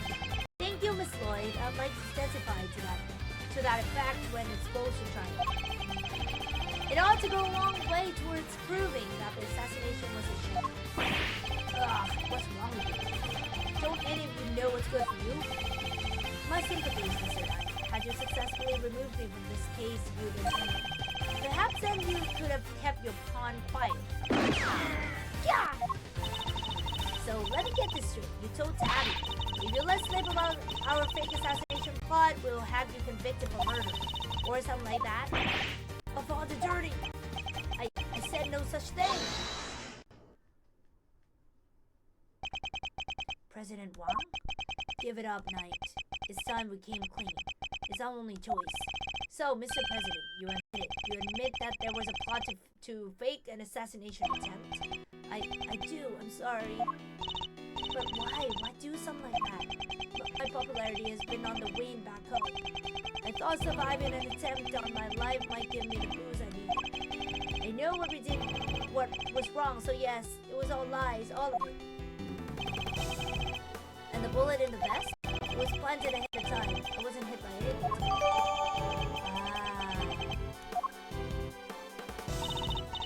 Then, what was up with the killing?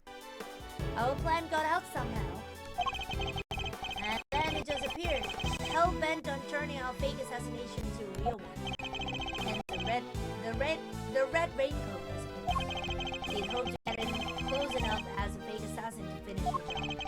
There is one thing I don't understand. Oh, and what would that be? Why did Rube have to die? If the whole thing was fake, how did it wind up getting killed for real? That's true. And therein lies the real question. He was a fine bodyguard, the best in fact. He may not have been a native of Jungfa, but he was someone I could fully trust. Mr. Rube must have been really something to gain the trust of someone who'd hide from his own shadow.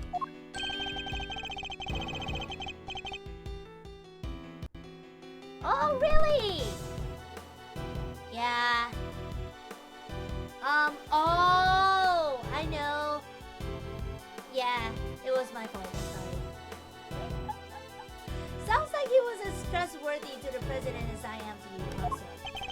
I believe that's for me to say, Detective, not you. Mr. Rube must have known about the plan too, then, correct? He wasn't aware of any specific details, so no. I tried to involve him, but he refused. And you would have done well to listen to him. This is a tragedy. The life of a good man had been wasted. What was so great about him anyway? Huh? What's gotten to him? He was just another piece on the board, there to protect you, nothing more. Mr. Knight, how could you? Who was it that actually went along with your plan, huh, Mr. President? While that pious coward backed down when you needed him to step up the most. I value your support too, of course, but... Look, I'm your chief bodyguard now. That's all that matters. And now that spineless fool Rook is gone, things are gonna change around here. Thanks to me, genius strategist, grandmaster, rightful leader of the scene. You're all well aware of your ambitions, but doesn't this seem a little imprudent to you? Hey, why? My plan this time was perfect, as they always are, and as they always will be. That's quite a statement, especially considering that your perfect plan was an abject failure. Yeah, I know things to do. And that buffoon now exactly wasn't Mr. Root's fault. If he hadn't died, the killer would have never come up. And I wouldn't have had to let you on this plane. Please, Mr. Knight, you mustn't talk like that. Fine, the guy died protecting you, Mr. President. I'm sure that's just the way he wanted. But did he die protecting you? Wait, I thought the whole assassination thing was fake. Wow, come on, do I have to say everything twice? You planned a fake assassination. Somebody else came along and tried to make it real. Two shots were fired, remember? Like you said, Edgeworth, one of them was a bullet I shot through that balloon. But the second, that was... Oh, really? Then who did fire it? The real assassin, but not the killer. His plan was to come after the president with a knife.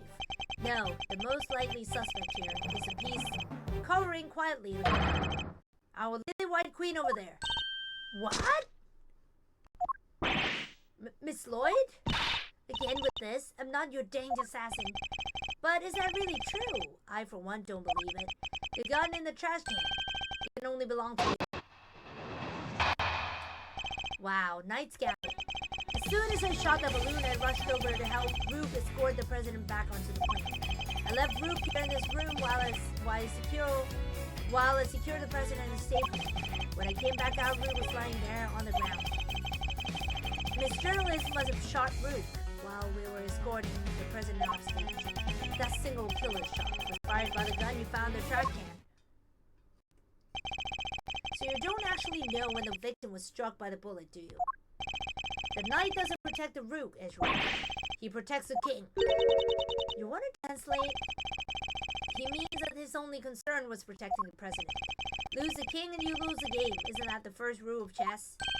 But a win in which a key piece is sacrificed is a hollow victory indeed. Doesn't matter, it's still a victory. I kept the president safe, I win. Well, it's a bit early to be calling our little match in any case. For this is where our battle really begins.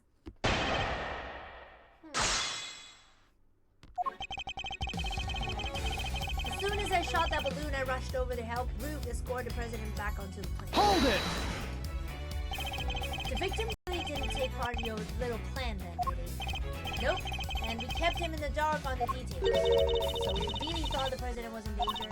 But wait, he must have noticed that the shot came from right next to him. Maybe he did, yes. We'll never know. And even if he did know it was a shame, he still had a job to do. He still had to protect his kid. And he was able to make a judgment like that in a split second. Impressive. He really was as capable as he said. No, not so capable that I could read him like a book. I made it so he had no choice but to go along with our little performance. I left Luke in this room while I secured the president in the scene. Hold it! Why do that? You and the president both knew the whole thing wasn't real. But it had to seem real. And there were people everywhere. It's not a good look, right? Imagine if someone has spotted a man who just been shot at, hanging out in his plane, sipping grape juice like he didn't have a care in the world. And what was the victim doing during all this? Who knows? I wasn't a safe room like I said. Anyway,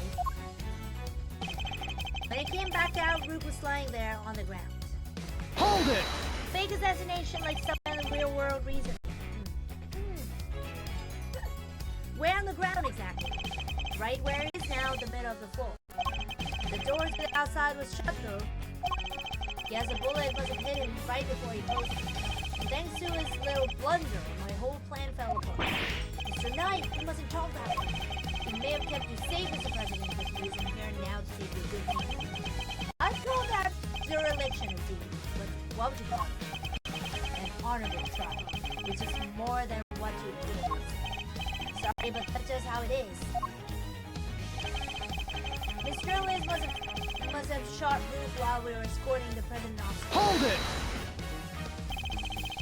Weren't you and Mr. Rook both carrying bulletproof attached cases? Yeah, opened them right after Rook spotted the laser sight.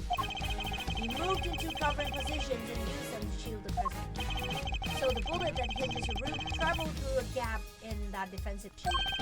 Do you really believe Miss Lloyd to be that skilled a marksperson? No. She was aiming for the president and makes her a lousy shot. So it was pure coincidence that Mr. Rook was hit, and the bullet simply happened to find its way past your attached cases and through the gap in his vest. Seems crazy to me too, but the facts are the facts. It was a shot in a million, but the shooter hit the bullseye, and the proof is in your hands. That single killer shot was fired by the gun you found in the trash can. Hold it! So the second shot had nothing to do with you? Right, that one was fired by your little friend. Imagine the scoop she'd have backed it if she would have backed if it had hit its arm. I'm a journalist right here. I don't make facts, I report. Yeah, journalists have signed up to a fake assassination plan in the hopes of getting a story. That's not... Look, I'll admit it. I set the whole thing up. And your role was to aim that laser pointer at the president. It's not my fault there wasn't enough. You were the one who decided to bring a gun to the party. Who knows? Maybe you thought if you kept on shooting, you would try out too. So Mr. Knight suggesting that he first fired one shot and then Miss Lloyd fired one more. Yeah, basically implying that Tabby also had a gun. Beats me where she could have got one from. Hey, his entire testimony is pure conjecture. He can't prove anything. You're right. Let's hit him with some cold, hard, undeniable evidence.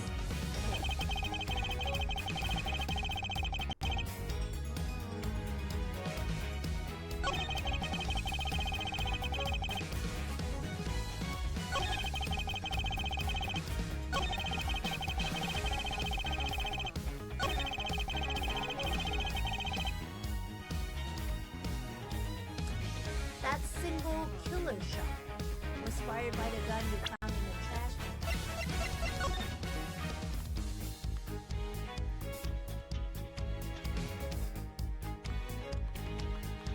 Is it 2 or 1? 2. 2 spent bullets in the sun. Objection! Haha!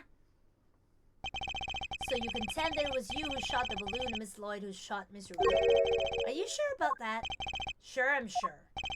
While what you have proposed would indeed match up with the total number of shots heard, the gun from the trash can itself has also been fired twice. Now, why would the supposed murder of shots heard from this gun differ from the number of spent rounds? It's simple, because it was planted by the real perpetrator of the crime.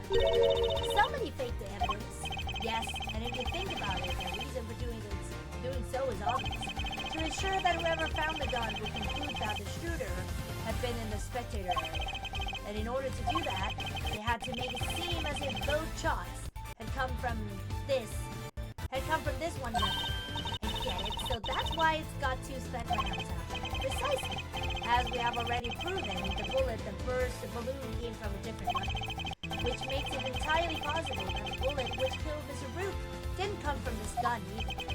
Hey, nice work, Edward. That's some high-grade slogging. But why don't you get to the point? You've come this far. Spit it out. Oh, I intend to. Don't worry. The person who really shot Mr. Root was... I think it's you. Take that! You, Mr. Knight, you're the one who murdered Mr. Root. Ooh, finally got the courage to say it out. Surely not. Surely wouldn't have... It wasn't only the killer who tried to take advantage of this fake murder. He killed Mr. Root hoping that he would look like an accidental victim of the bungled assassination. With the president locked away in the safe room and the door of the airplane tightly closed, it was just you, Mr. Root, alone to me. That was when the third bullet was fired. Right into your colleague's body. Objection! Wait, you're really gonna claim there's a third one now? You just said only 2 gunshots were heard. Wanna tell how it was? Objection! Airplane cabins are practically soundproof, sir. If you close the door, nothing can be heard from the outside, not even gunfire. Wasn't the president right next door? Very true. Which means he may have heard the shot. Well, Mr. President? But you can observe this room through your security feed, can you know? The camera in this room isn't normally on. I have to manually switch it on when I enter the safe room.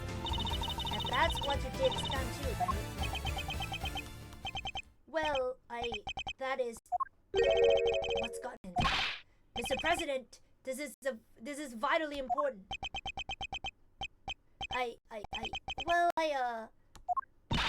Please, President Wong. Fine, I was busy hiding under the bed, covering my ears. What? Even though you knew the whole thing wasn't real? Yes, because I hate the sound of guns. There's the slightest hint of that awful noise and oh, it's just too much. Ooh, that there's sadder than a pot of overcooked crawfish. Mr. Knight, you saw that President Wong was covering beneath the bed. And what's more, you knew from the monitor bank that the security camera for this room hadn't been switched on, which means you knew that the circumstances were perfect for you to fire the third shot straight at Mr. Root. Knight? How could you? Could you really have betrayed my trust so horribly? You think I killed the old halfwit? You don't trust me much, huh? This is the things I get for putting my life on the line for you day after day. I want to believe you, but I don't get it. I just don't get it. What is there to doubt here? What? You don't believe that the girl over there could have done it? No, because this gun isn't a murder weapon. We know this from the number of bullets fired. Yeah? Well, how do you know there wasn't a spent bullet from this gun? What? Someone could have fired a bullet from that gun yesterday or the day before. Then today, another bullet, the bullet that hit you. That's pure speculation, Paul, and you know it. Maybe, but can you prove it's not true? Not with any certainty, no. You're nothing without conclusive proof, so come on. A single piece of evidence straight through my heart, I dare. Well, what are you waiting for? Nyah. There must be something, mustn't there, Mr. Edgeworth? If we can't prove it, Tabby's...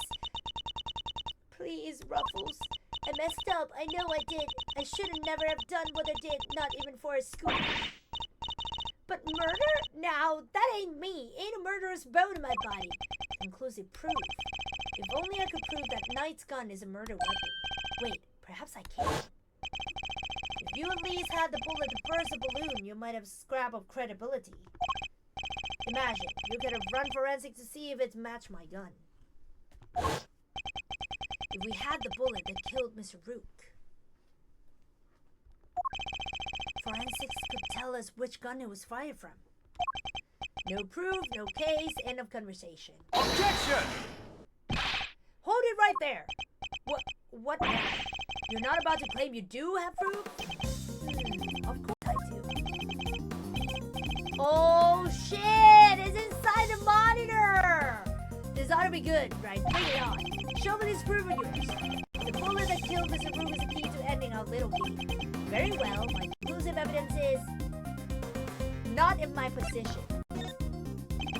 Not currently in my possession. Alright then, thanks for playing, folks, but that's game over. However, it is here in this room. What? As we know, the bullet that killed Mr. Rook passed through his body. But when did it register? Perhaps we should cast our minds back to an earlier conversation. After passing through his body, the bullet that took Mr. Rook's life then found itself lodged in the vest. He's right. If the president hadn't been wearing that vest, things could have been a lot worse. But now, of course, we know that the so-called assassination attempt was a complete fabrication. The vest was prepared in advance, made to look as if it had been hit by a bullet.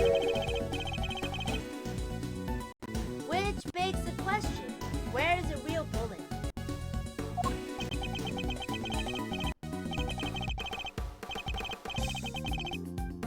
I like it. A twist. This is good stuff, Edward. Come on then, don't keep us in suspense. Does any of the evidence point to where the bullet that killed Mr. Rook might have ended up?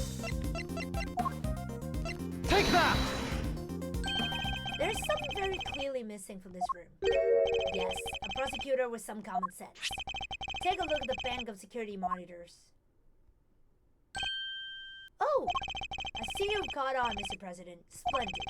There are screens here showing views from all around this airplane inside and out. The only external angle not covered is the right-hand side of the aircraft. And that's because one of the monitors is missing. There was a monitor in that space previously, wasn't there, Mr. President? There was. I have no idea what my plushie is doing there now, though. It appears to be someone's vain attempt to hide what is obviously lacking. But where did it go and why? The why is easy enough to answer because it was struck by a bullet. For if we were to believe that the bullet in the vest was the real deal, then anything that hinted at the existence of another bullet had to be removed. So, where did the missing monitor go? Where? I believe that it must be hidden somewhere in this plane. After all, there wouldn't have been time to dispose of it outside the airplane. Detective Gumshoe, conduct a search if you would. Right away, sir. Mr. President, extraterritoriality, remember? I have no objection to the search. Please go ahead. If it will help us discover the truth behind what happened to Rook, I'll not stand in your way. What are you? I don't believe this. Rook this, Rook that.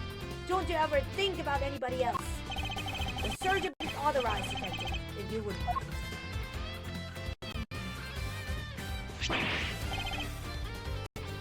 Sir, I found the monitor! Excellent work. Now go ahead and extract the bullet. Let's see. I'll put my hand in here and just... Come on.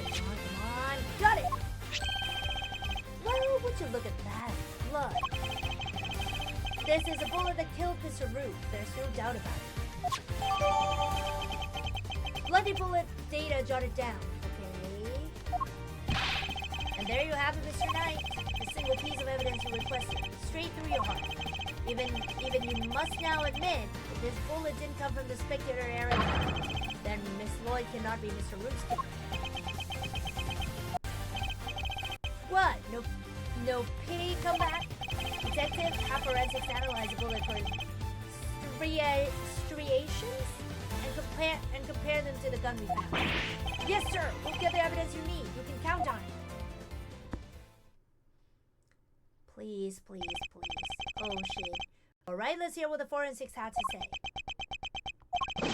Findings are as follows, sir. Firstly, the blood on the bullet is indeed that of the victim. proving that it was a bullet that killed Mr. Wu. Secondly, we found Mr. Knight's fingerprints on the gun. Probably from when I handed all the evidence over to him. Now for the key part, the striations. If they are not a match and Miss Lloyd is in the clear. Lastly, the striation on the bullet are a match with this weapon. What? But how could that be? No way! Ow, come on! There's no doubt about it, sir. This is a gun that fired the bullet. How? Hey. Well, is that some clues to prove that I was right? I think he switched the gun. What's the matter? You didn't think you had me backed into a corner, did you? Oh no, it can't because the gun has always been... Oh, it was in his possession for a while. Guess he misread the board. Because the only one backed into the corner here is you. Knight's counter. There's no denying it. Forensics proves that the gun and the bullet are a match. The bullet that killed Rook was fired from the gun you found in the spectator. So, who pulled the trigger? Can't have been me. I was up on stage, which leaves you a little dead. The hack killed Rook. She's a murderer, and you disproved it.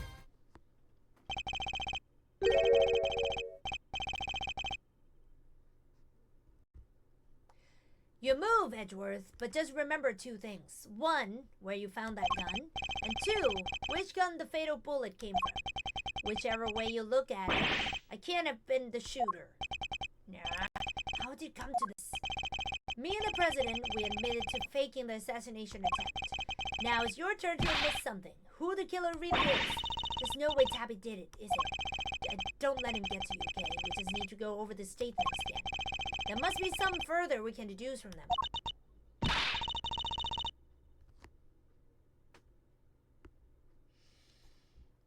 Okay, let's do this, Mr. Edgeworth. Let's go.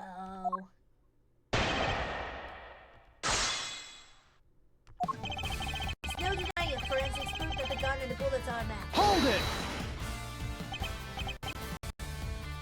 No, that's... Objection! Why was it said that forensics would back up? Yeah. How does it feel to be shot in the chest by your own conclusive proof? Not so good, I imagine. The bullet and the gun are a match, Mr. Edgeworth. That kind of have to mean the Tabby pulled the trigger, no? Even so, I simply cannot accept that.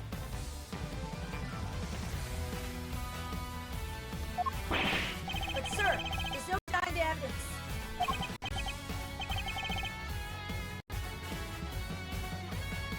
There isn't, so what am I missing?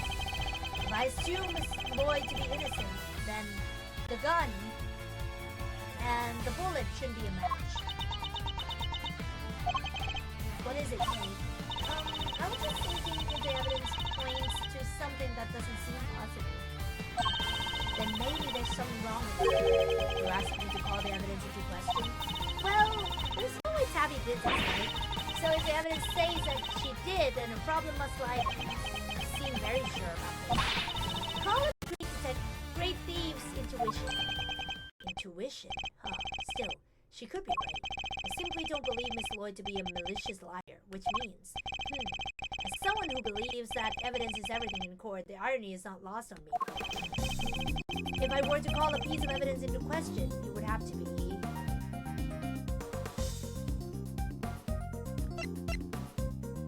neither of them. Are there no other suspect pieces of evidence? I wonder. I'd say your prosecutor's badge is looking pretty suspect right now. Suspect right now. I didn't know they make faces, but haha. What? Curses.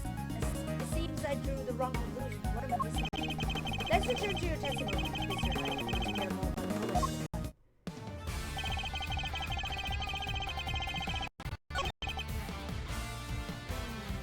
Hold it! Objection!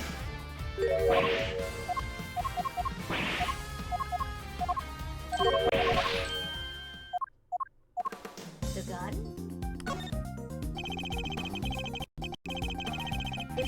word is going on here? It would have involved the weapon, not the bullet. After all, we only just recovered the bullet a little while ago. Furthermore, we know that Mr. Knight had an opportunity to handle the gun. Now, hand over the evidence you have gathered and remove yourself from this plea. I'd do as he says if I were you, Edward. This can't really be the end of the line, can it? Indeed, he had ample opportunity. There's no doubt that this gun is a weapon that was used in the crime, which means it must belong to... Take that! The gun belongs to Mr. Knight. He switched them around. That has to be it. Okay, switch for the one found in the spectator area. Bullet markings match those of the bullet fired in the incident. Okay. The bullet that killed Rook was fired from the gun you found in the spectator. Hold it! Objection! No, you hold it. You were the one who proved this. Or are you saying that forensics was wrong? The bullet had the victim's blood on it, which means it must be the one that took his life. And it does seem to have been fired from the gun we found in the trash bin. Don't you just love this? Your face, Edward, what a picture. Grr. All the man in dire straits, yes, well spotted. Let's just agree that the facts are what they are and move on. That gun fired the fatal bullet. So who pulled the trigger? Hold it! Yes, who indeed? Still can't bring yourself to admit the truth. I get it. I was in your shoes just a few minutes. Burn me up on the inside, you know, made me really want to shoot someone. Sorry, it's no laughing matter. But we both know who really did shoot someone, don't we? It can't have been me. Once I'm on stage, this leaves your little friend. Hold it! What proof is there that Miss Lloyd fired the gun? What proof? How about the forensics you ordered? They didn't find your prints though, did they? Yeah, the only prints they found were yours, pal. Objection! From when I confiscated the evidence, probably. Anyway, it wasn't Miss Jones. Who was it? Because it can't have been me. Your own investigation put the shooter in the spectator area, didn't it? Yeah. Are you ready to admit it yet? Or all the evidence points in one direction? The hack killed Brooke. She's a murderer and you disproved it. Hold it! That's not what I proved at all. Yeah? So what you prove? Still trying to make this about how I fired the first shot? Sure, you proved that, and I admit it. And so what? You're forgetting that you are here to do one thing and one thing only. You got that right, to uncover the truth. And you think ruining your country's relationship with Jumpa is good to do this. No, your job is to solve an attempted assassination, nothing else. I'll decide what my job is. Thank you very much. You don't get to tell me what to do. Oh, sure. Let the trail go cold while you flip your wig over who gets saved, what to do. Or you could finally do the right thing and admit that your little friend is guilty. Never. You're the guilty one here. There's no doubt about it. The markings on the bullet are consistent with those left by the weapon from the trash bin. But if Mr. Knight were to have tampered with the gun sight, he could have only done it once I'd handed over the evidence and not the moment before. Is there anything we can do, Miss Edgeworth? There must be something. Our reasoning thus far has been sound and good. Which means we can overcome his defenses this time as well. Really? Even with the forensics results on your side? If a testimony is untruthful, there's always a contradiction to be found. Let's listen to what he has to say for himself one more time.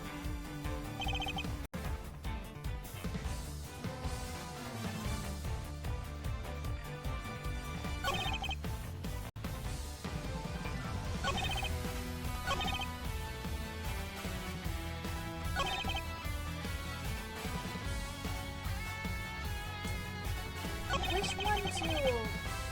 Hold it!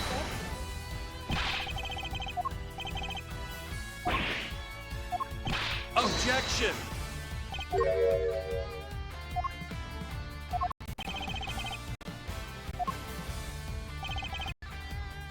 Hold it!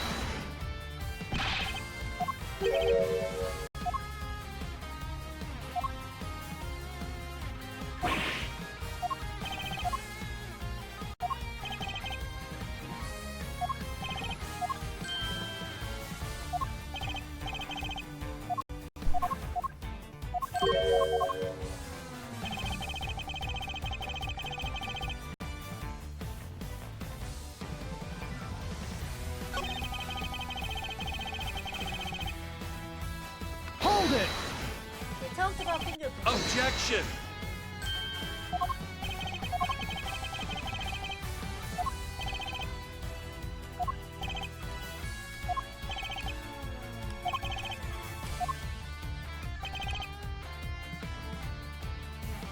Hold it!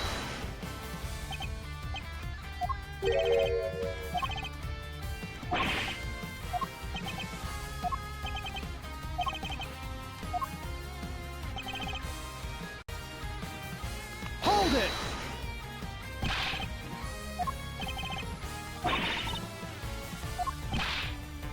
Objection! Ah, yeah, here.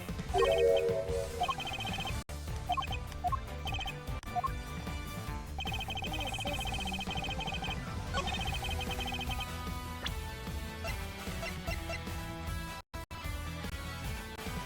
Objection!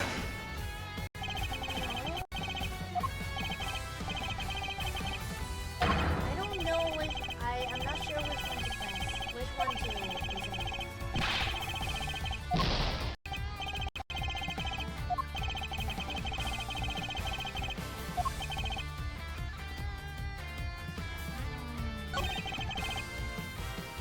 Hold it! Press the wrong button.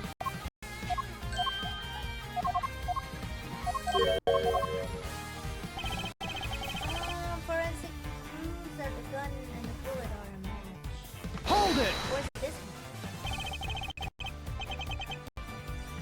The bullet and the gun match, and yet. Give it out, Edward. It's a watertight evidence routine. Oh! Besides, I would have thought you knew this, but just in case you did. You can't call hold it in the middle of a game of chess. Nah, it's starting to change the subject. But I'm starting to see it now, yes. By the time he handed the evidence back to me, he must have switched the gun we found in the trash later. That would make complete sense that the bullet markings match a gun we're looking at. While taking Edward and you out of time, I knew. Okay, maybe the first one. Objection! I don't know.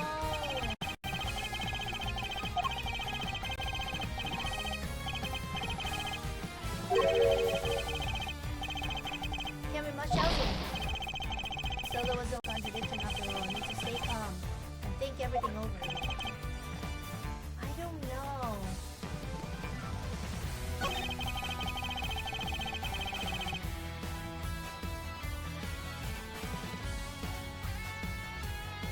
The bullet that killed Brooke was fired from the gun you found in the spectator. I don't know if it's this one. Objection!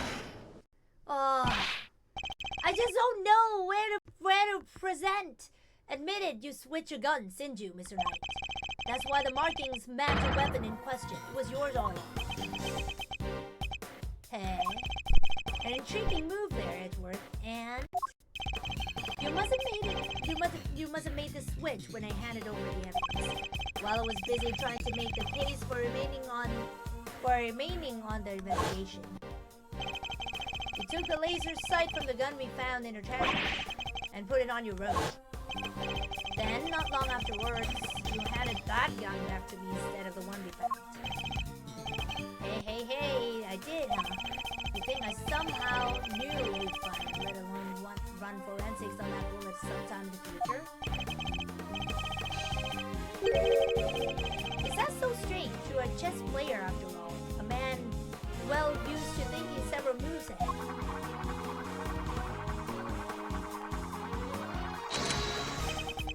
I'm flattered, but much as it pains me to admit it, you are overestimating my abilities. Besides, do you even have any proof that I need this proof?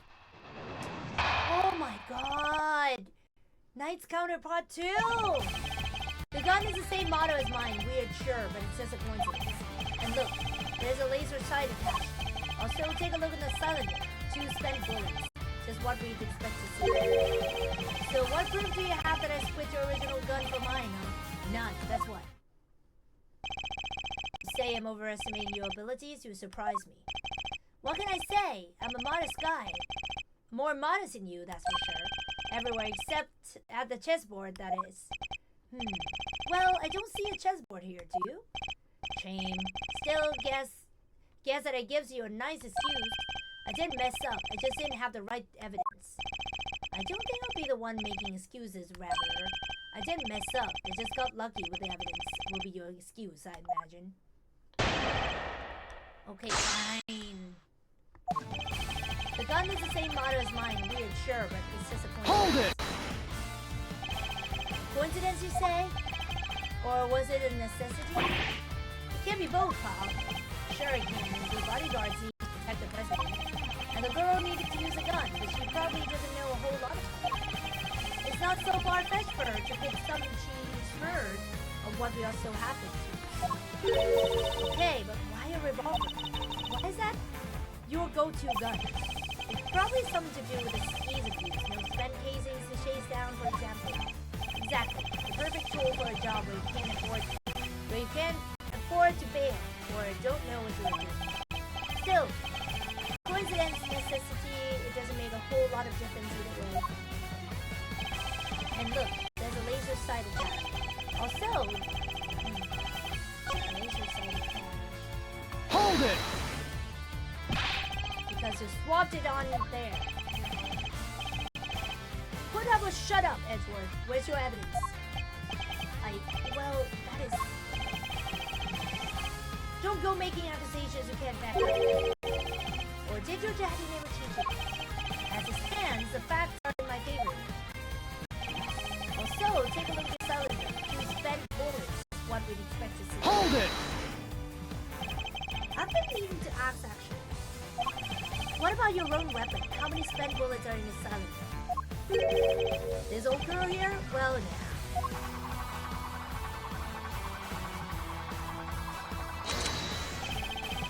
I let loose a few rounds earlier, as you saw. He reloads his gun every time he fires it. But even if I were to tell you how many there were at the time, you have no way of verifying that. Of course, in order to swap the guns properly, you would have to maintain the right number of bullets per gun. He didn't have the chance to put on any gloves though, which means... Alright, I think it's about time you did the right thing and you resigned, don't you? Game's all but done. So what proof do you have that your original for mine, huh? None, that's what. Hold it! Objection! Some you really don't have. If you did, you would have made your move by now. We do so have proof, right, Miss Edward? We won't be given a chance to investigate any further. I will have to work with one way or the other. Think, Miles, think. Consider all the possibilities. Hey. If you've got the goods, it's now or never. How are we supposed to prove he switched the guns? Unfortunately, we don't have any direct evidence of his wrongdoing. But that in itself is a proof of a kind, because otherwise the striations shouldn't line up like they do, right, sir? Then, we must carefully consider the infer that we can, and infer what we can from the evidence he brings up in his testimony. The truth is in there somewhere.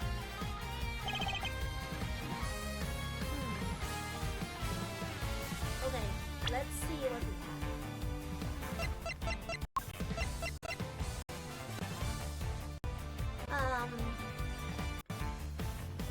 Found inside a security monitor the same individual that they killed you.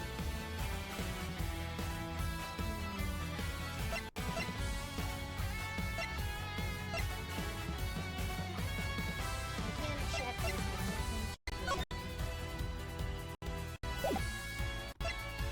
Can't check this one. I can check this one.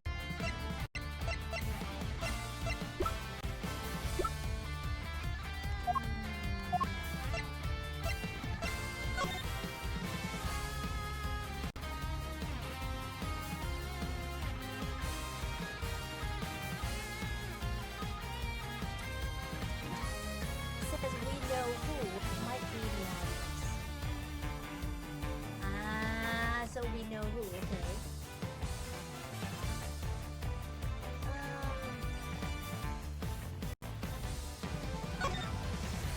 Also covered in case previous assault, the president's safety is paramount. Spectator area should be covered at all times.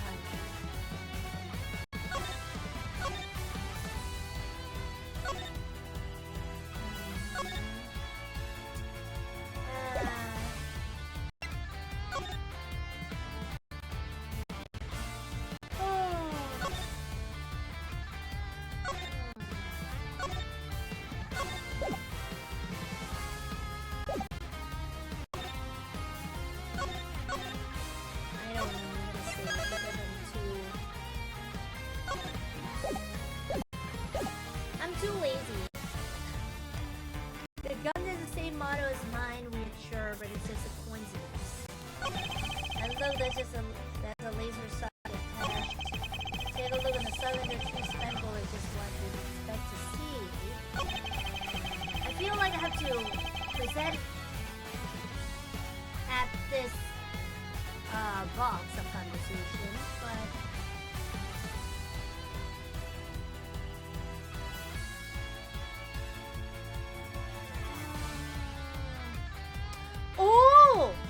the bullet? The bullet? Objection! Ah.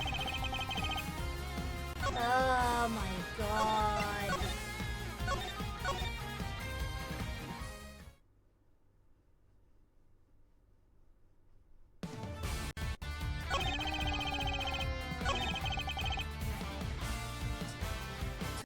Okay. Hold it! I've been meaning to ask, what about your own weapon?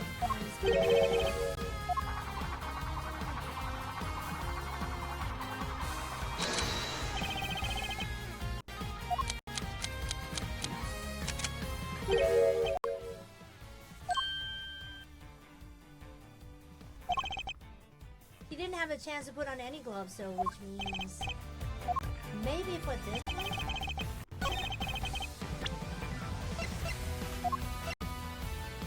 Objection! Oh shoot.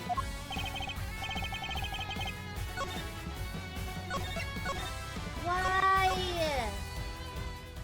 Why no?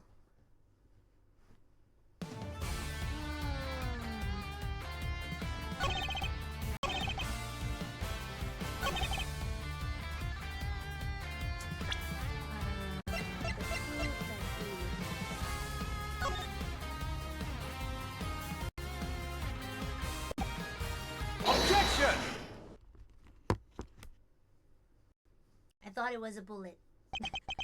I have your proof right here. That's your proof? I think you've been working too hard, Edgeworth. Not the gun itself, the evidence is carried. Evidence that will prove once and for all that it does in fact belong to you. I'm looking forward to this. Go ahead, make it move. What's about to come into play? The rook? The bishop? Not a pawn, surely. The evidence the gun will provide takes the form of fingerprints. Fingerprints. Namely your fingerprints. Objection! My prints? Ha! Of course my prints are in the gun. You handed it right to me when you gave up the evidence. How could they not be on there? Objection! What if I told you there are pins on a part of the gun and you shouldn't have touched them anyway? What? Where? You can't prove that. Oh, but I can. There is a place where your fingerprints could never have been left if things happened as you said. Allow it to present the final piece of evidence that will bring your game to its rightful conclusion.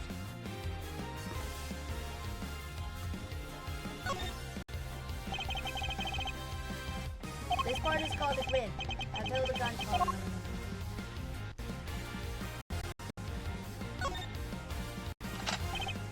Here, look closely at the cylinder. Two bullets fired in play. Where are the prints we're looking for, sir?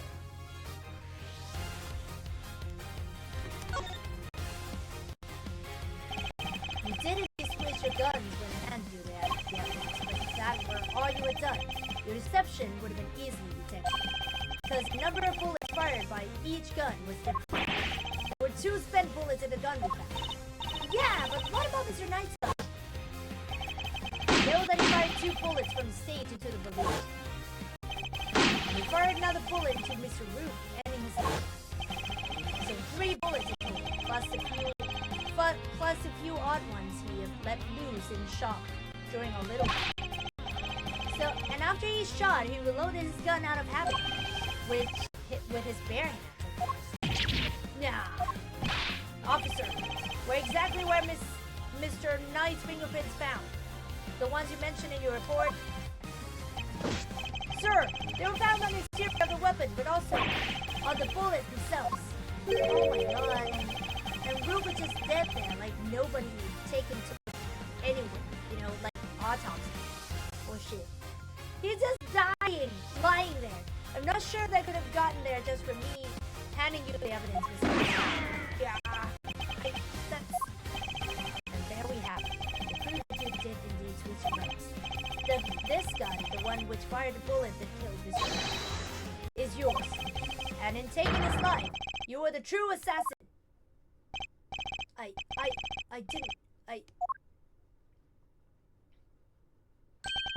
Checkmate.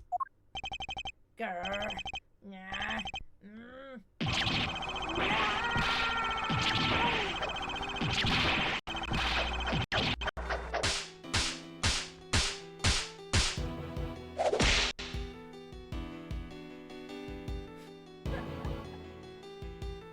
I really love how surreal this game is. I was going to be the new chief of security. That plastic group. If it hadn't have been for me, I would have been in charge by now. I would have been in control of the whole team. My plan was perfect. The fake assassination was supposed to be flawless.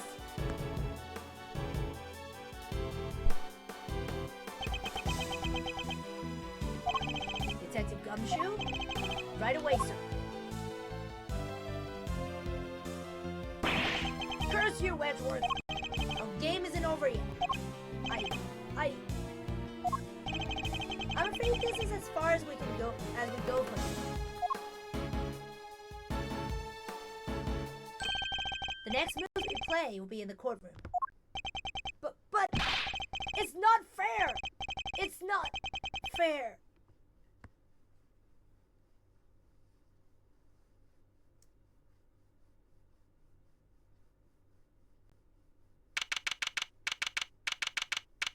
March 25th, 5:12 p.m. Gort Lake, Lakeside, Stage. Mr. Edgeworth, I owe you a debt of gratitude. You exposed the murderer within the ranks of my own personal guard. I will not soon forget that. He's suddenly very presidential now that we're back outside the clinic. I saw it, you know, when I first proposed the fake assassination to you. You want me to handle it, not Rook? Rook refused, but I can rely on you, can't I? Of course, sir. You can count on me. I'll put together a plan that can't possibly fail, and he'll play his part like the pawn he is. The hatred in his eyes was plain to see. He despised poor Rook. I was not entirely comfortable about moving forward with Knight in charge of a little deception. But looking back, I think he sensed my discomfort. I can't help thinking I played a part in his decision to end Rook's life. Mr. President, none of this would have happened if you hadn't plotted to fake an attempt on your life. That was your crime, and it is a crime you have to live with. You're right. I can only apologize for the part I played. And I'll no doubt be made to pay for my actions in one way or another. But I thank you nonetheless. You solved the riddle of Rook's demise, and for that I shall be eternally grateful. I'll be here in your country for a little while longer. But when I have returned home, perhaps you will visit us in Germany. You will always be welcome.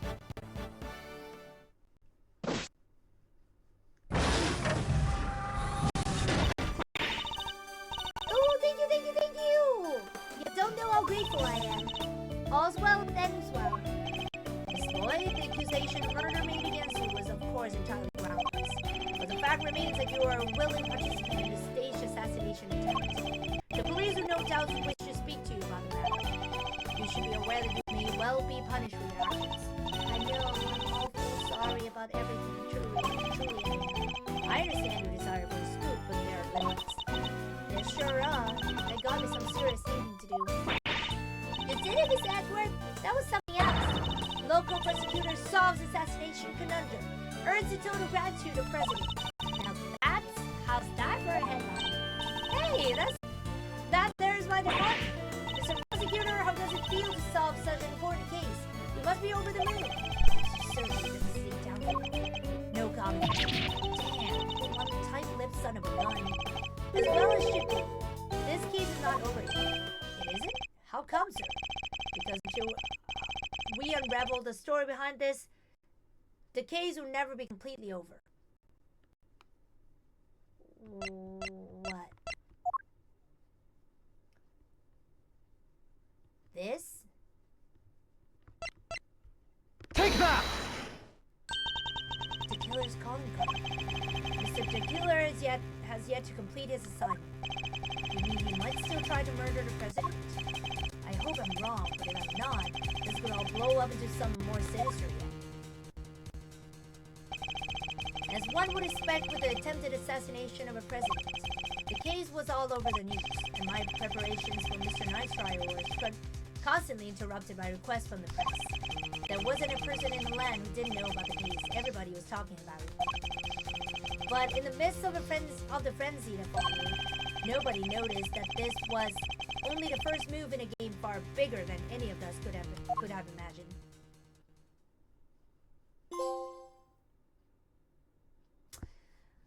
The end.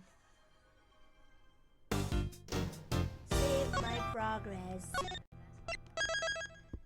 Pikang, thank you so much for coming. You always come when it's Ace Attorney. That's good. That's good. I'm happy you came. Thank you so much, Pikang, for coming. I hope you enjoyed the game as well as I did. Thank you. I love you, Pikang. Thank you so much. I hope to see you again soon. Okay, I will. Oh wait, Turnabout Airlines? I know that airline. I know that airport is so familiar. But yeah, thank you so much, everybody, for coming. No, it's here. Yeah, the captive turnabout. Okay. So yeah, thank you so much. Thank you. I had so much fun today. I'm sorry I was late for an hour. I've not been sleeping much lately, so my body is like jamming right now, but you know, well, it's gonna be better soon. I'm gonna have a lot of sleep after this. So yeah, I'll see you in the evening, 6:30 GMT +7. I'll be coming back for Clair Obscure Expedition 33 that I've been wanting to continue. Thank you so much, everyone, for coming. Let's see. Who should I be rating today? Ouch. Okay. Who should I be rating? I wonder if anyone is streaming. Oh, Aqua is streaming. Yes. Aqua is streaming.